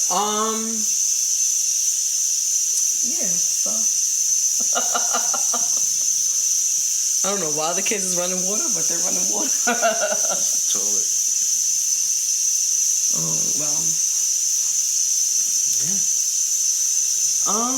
I guess that might be the end of the podcast. I guess so. The way that you just shut that down. I definitely did, because I didn't like that. You don't. I mean, I didn't mean to come at you in any type of way, but I didn't like that at all. You pretty much said I was gonna lie, and I don't lie about anything. But the way that you were making it seem is you about to tell your truth. And it might not be everything that's real, but you're gonna tell your truth. And no, then however that's not what it was, and you know that's not what it is, because you know that when I say something from all perspectives, because I know how to step in your shoes and I know how to step in mine. And I'm gonna keep it real. Step back in it don't feel like that though. It feel like you only come from your perspective. I know how to step. Because it don't never sound like. I know how to step in your shoes, and I can be in mine. And the thing about one issue, and this is to be completely transparent, one issue that me and you have is that, I think I said this on a pod before, or I said this on the live before. You don't understand something until it happens to you. And even when it happens to you, you still be like, but it's me. this happened to me. That's not how you felt when it happened to you. It doesn't matter that it happened to you. Even if you felt like that, it doesn't matter that it happened to you. This is me right now. This ain't about you because it didn't happen to you just now. It happened to me just now. That's your whole attitude. So even when I say something, it don't register to you because your thing is me. This is what's happening to me right now. You don't understand that. Step out your shoes and step into Willette's shoes for a second and let me see what she's trying to say to me. You don't get that sometimes. So the fact that when I'm saying this is my experience and this is I have to put that disclaimer out there already because like I said, every time I say this is what this really is because I live in the real world. You live in a made up world sometimes. I live in the real world. I see what actually happens and I repeat what actually happens. Sometimes you don't do that. Sometimes you be like, well, if this or what, or you can make up something in your mind and you was like, oh, this is what it is. And I'm like, no, that's not what that is. Or you're jaded by your own feelings because you don't know how to step out of your shoes. So this is why I put that disclaimer out there. Like, this is my truth. This is my experience with you because this is how I feel. You understand what I'm saying? But the fact that you like, oh, you're about to lie. No, I'm not about to lie. You know I'm not about to lie. I don't lie. I don't sit here and be like, yeah, well, I'm going to only take from my perspective. This is what it is and da. I feel like to be honest with you, I'm really about to repeat the same thing I just said. But because when I say it to you the first time, you don't get it. And this is why I said, if you watch back the camera, maybe you will understand. How do you know that I don't get it, though? You don't get it. Because if you get it, then you wouldn't feel the way you feel. You will understand me. That's not true. You will understand me. You would How do you know I don't me. understand you? Because you don't. How do you know Because that? you let your personal feelings get involved with certain shit. And if you... How do you know I'm not just very emotional and I move awkwardly because I do understand you and I do feel you and I don't know how to respond to certain situations? How do you know that I don't understand you? This is why I felt how I felt. So as going back to the first topic of tonight, communication, this is what that comes in at. And I like I said earlier, I have a difficult time communicating with you because with me. Yes. Why? Lately, it's because I'm not even gonna say lately. It's because I feel like we're never on the same page. No, I'm because like you. I feel like you got upset over something that you knew. You called me a liar. That's what I got. You knew I wasn't calling you a liar. I was playing around, number one. And when I say liar, like why the fuck you lying, liar? Not like you about to lie and be a liar. So the fact that you took it out of context lets me know that it wasn't. You know what I'm saying? It wasn't even right. But I get in my emotions. Sometimes you always. I'm not gonna say sometimes. You always say, I don't understand, I need to step out your shoes. Little do you know, this is why things have been going differently because I do step out of my shoes. I step out of Aaron's world, step into everyone else's world. So it's like, you know what? This is why if I wasn't stepping out of my shoes, then when I come home and I have a couple days off, the first thing I do is come get the boy and make sure that you're straight because I want you to get rest. Because your main thing that you've been lately saying to me is, I haven't been pulling my weight when it comes to our child. I might go to work, come home, sleep, and never care to see, is she okay? Is she tired? Does she need a break? So lately, what I've been doing is making sure I come home and take. But how many times I had to say that in order for understood? But I still had. And that's the point that I'm trying to make. And I think that when I was about to say what I was gonna say, that was the point that I'm trying to make. I still have to figure out which way something or what I can do to help the situation because I'm not seeing it. Once you explain it to me, you don't have to tell me you got to step out your shoe because once you explain it to me, it's like matter of fact. She is at home with the baby up all night. He's not sleeping. I put myself in your shoes. Once you say it the first time, now my thing is you got to figure out whether you're going to take an extra day off or you got to go into work a little later or if you can whatever you can do to help this girl because she's saying it. That's what's going on in my head. It's not, oh, she's just complaining. Oh, I need to. No, I step out of my shoes more now than ever because this has been your biggest quote to me. I need you to step out of Aaron's world, step into Willette's world for a second, just see what I'm going through. And when I do that, this is why you get the change out of me. This is why you get the, oh, she's been up. And this is just one situation that you haven't stepped out of your world yet, and it's okay. You haven't stepped out your world yet. You haven't. You haven't. And it's okay, because I know eventually you probably will. Because, like you said, you stepped out when it comes to the baby. This is probably a situation, this is something that we've been dealing with a little longer, but this is something that you're not ready to step out your world yet because you want what you want. And I get it. You want what you want. It is what it is. You have a right to want what you want. But my thing is you just have to understand where it stemmed from. And yes, let me say this. Let me take my responsibility, because I think that you feel like I'm not taking my responsibility. Let me take my responsibility. My responsibility is I should not use what used to be for what I continue to do. That makes sense? Right? I should not do that. But I do it. And sometimes it's not because, sometimes I really don't pay it no mind because it dead serious just became a habit.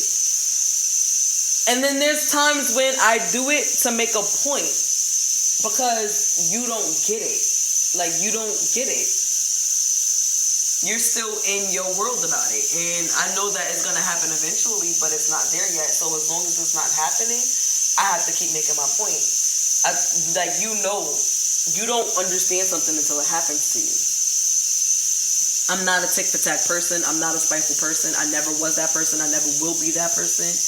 But like I said, whatever situation that I am in life, like different life things, relationship, friendships, family, life situations, anything, I am an adaptive person. That's one thing that I've been blessed with, is that I know how to handle a situation when I'm in it. My anxiety might cause me to panic a little bit, but once I get over that panic mode, which is very quickly, I know how to adapt to that situation and maneuver through it.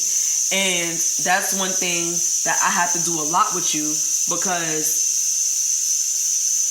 when me and you first got together, I got into the mode of being selfish. I was never a selfish person, never knew what selfish was. And then I got into a mode of being selfish. I got into a mode of loving Willette and respecting Willette wants and needs. And when I got with you, you're a needy person. You're also a selfish person as well. But your selfishness overpowers my selfishness, if that makes sense. Like, you're always used to getting what you want.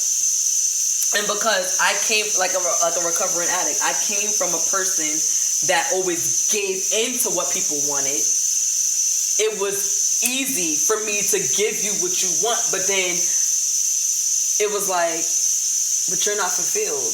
And you're doing the same thing that you was doing before, and you have to stop doing that. So now you have to look back into Willette. So when we got together, it was I'm gonna give you what you want a little bit, because that's who I am naturally as a person, and I can't fight my personality. Like I always say, there's a difference between personality and habit. I can't fight my personality. So I'm gonna have to give you what you want, because that's who I am as a person. But then there's a line and there's a boundary where that stops at. No? Yeah. There's a line and then there's a boundary, and that's where the respecting self is. That's what the self-peace is. That's what the let me give Willette what she wants, because this person is not going to give Willette what she wants if Willette don't require it and don't enforce it. And you're not the type of person. I'm going to just be honest with you. You're not. If I don't require or enforce anything, it won't be Willette. You get what I'm saying? Because you're so used to females giving you. And giving you. And giving you. So now that you have a female that requires, you stand up to the occasion when it's time for you to stand up to the occasion, but it's definitely not without a fight.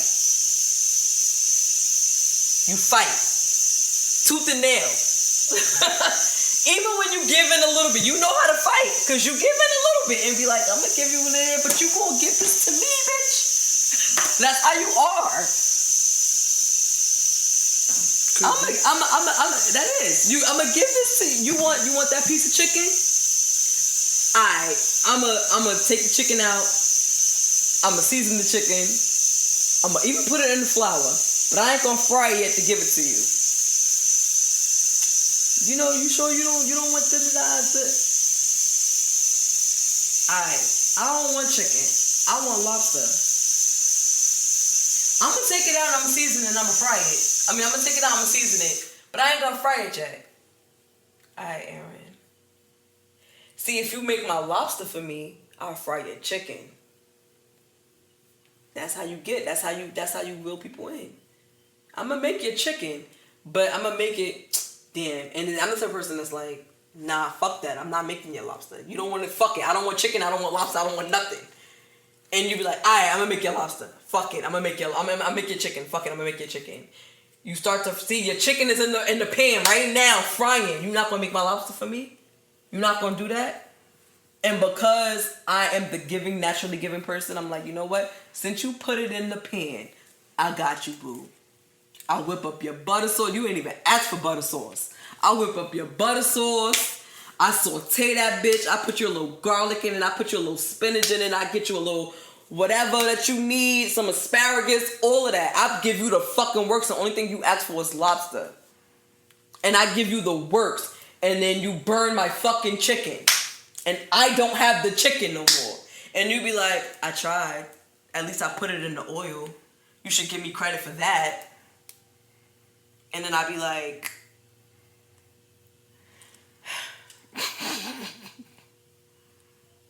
let's try this again. That's how it goes. That's how it went for a very long time. Let me say that.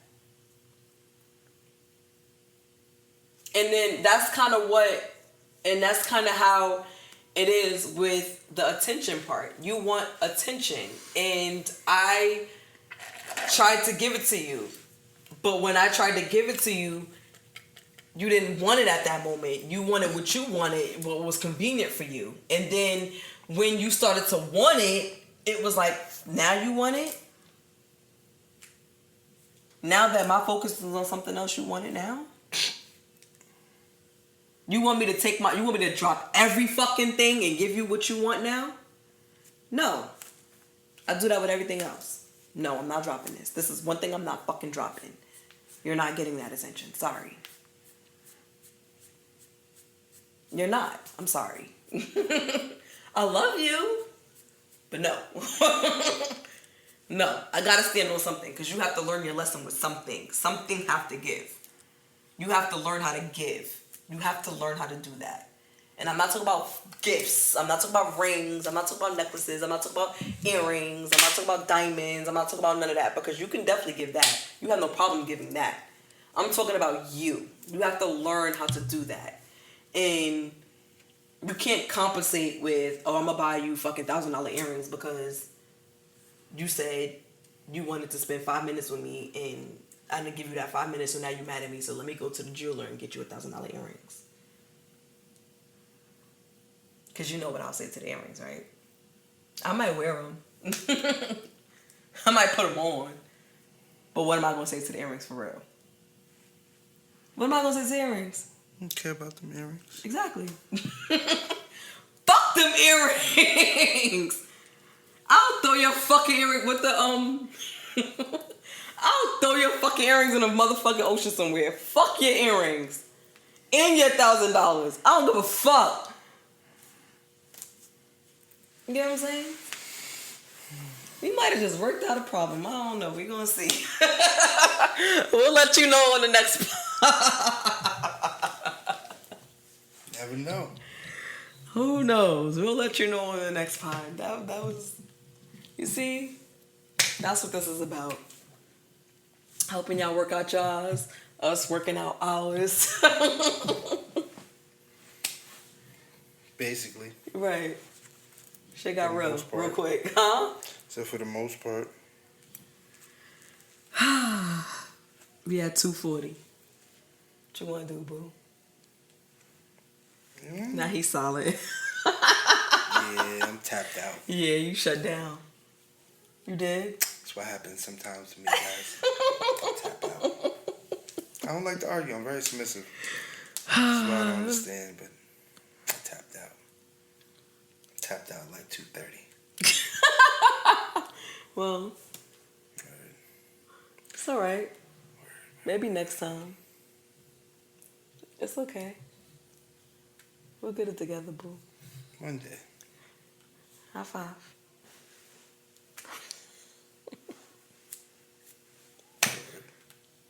So, SMD Life Podcast. I said you could close out today. Huh? I was gonna say you could close out today. SMD, he completely tapped out. For him to shut up and him be quiet, I need a couple bombs though. You ain't gonna give me no bombs?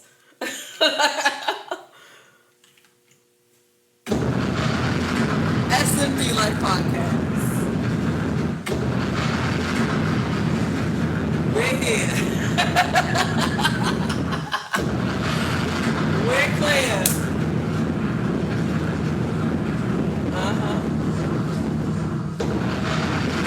I'm glad. He's set. He's very off right now. But we're gonna get it together one day. Thank you for tuning in. Shit just got real, but that's the point of the podcast. I hope you enjoy it.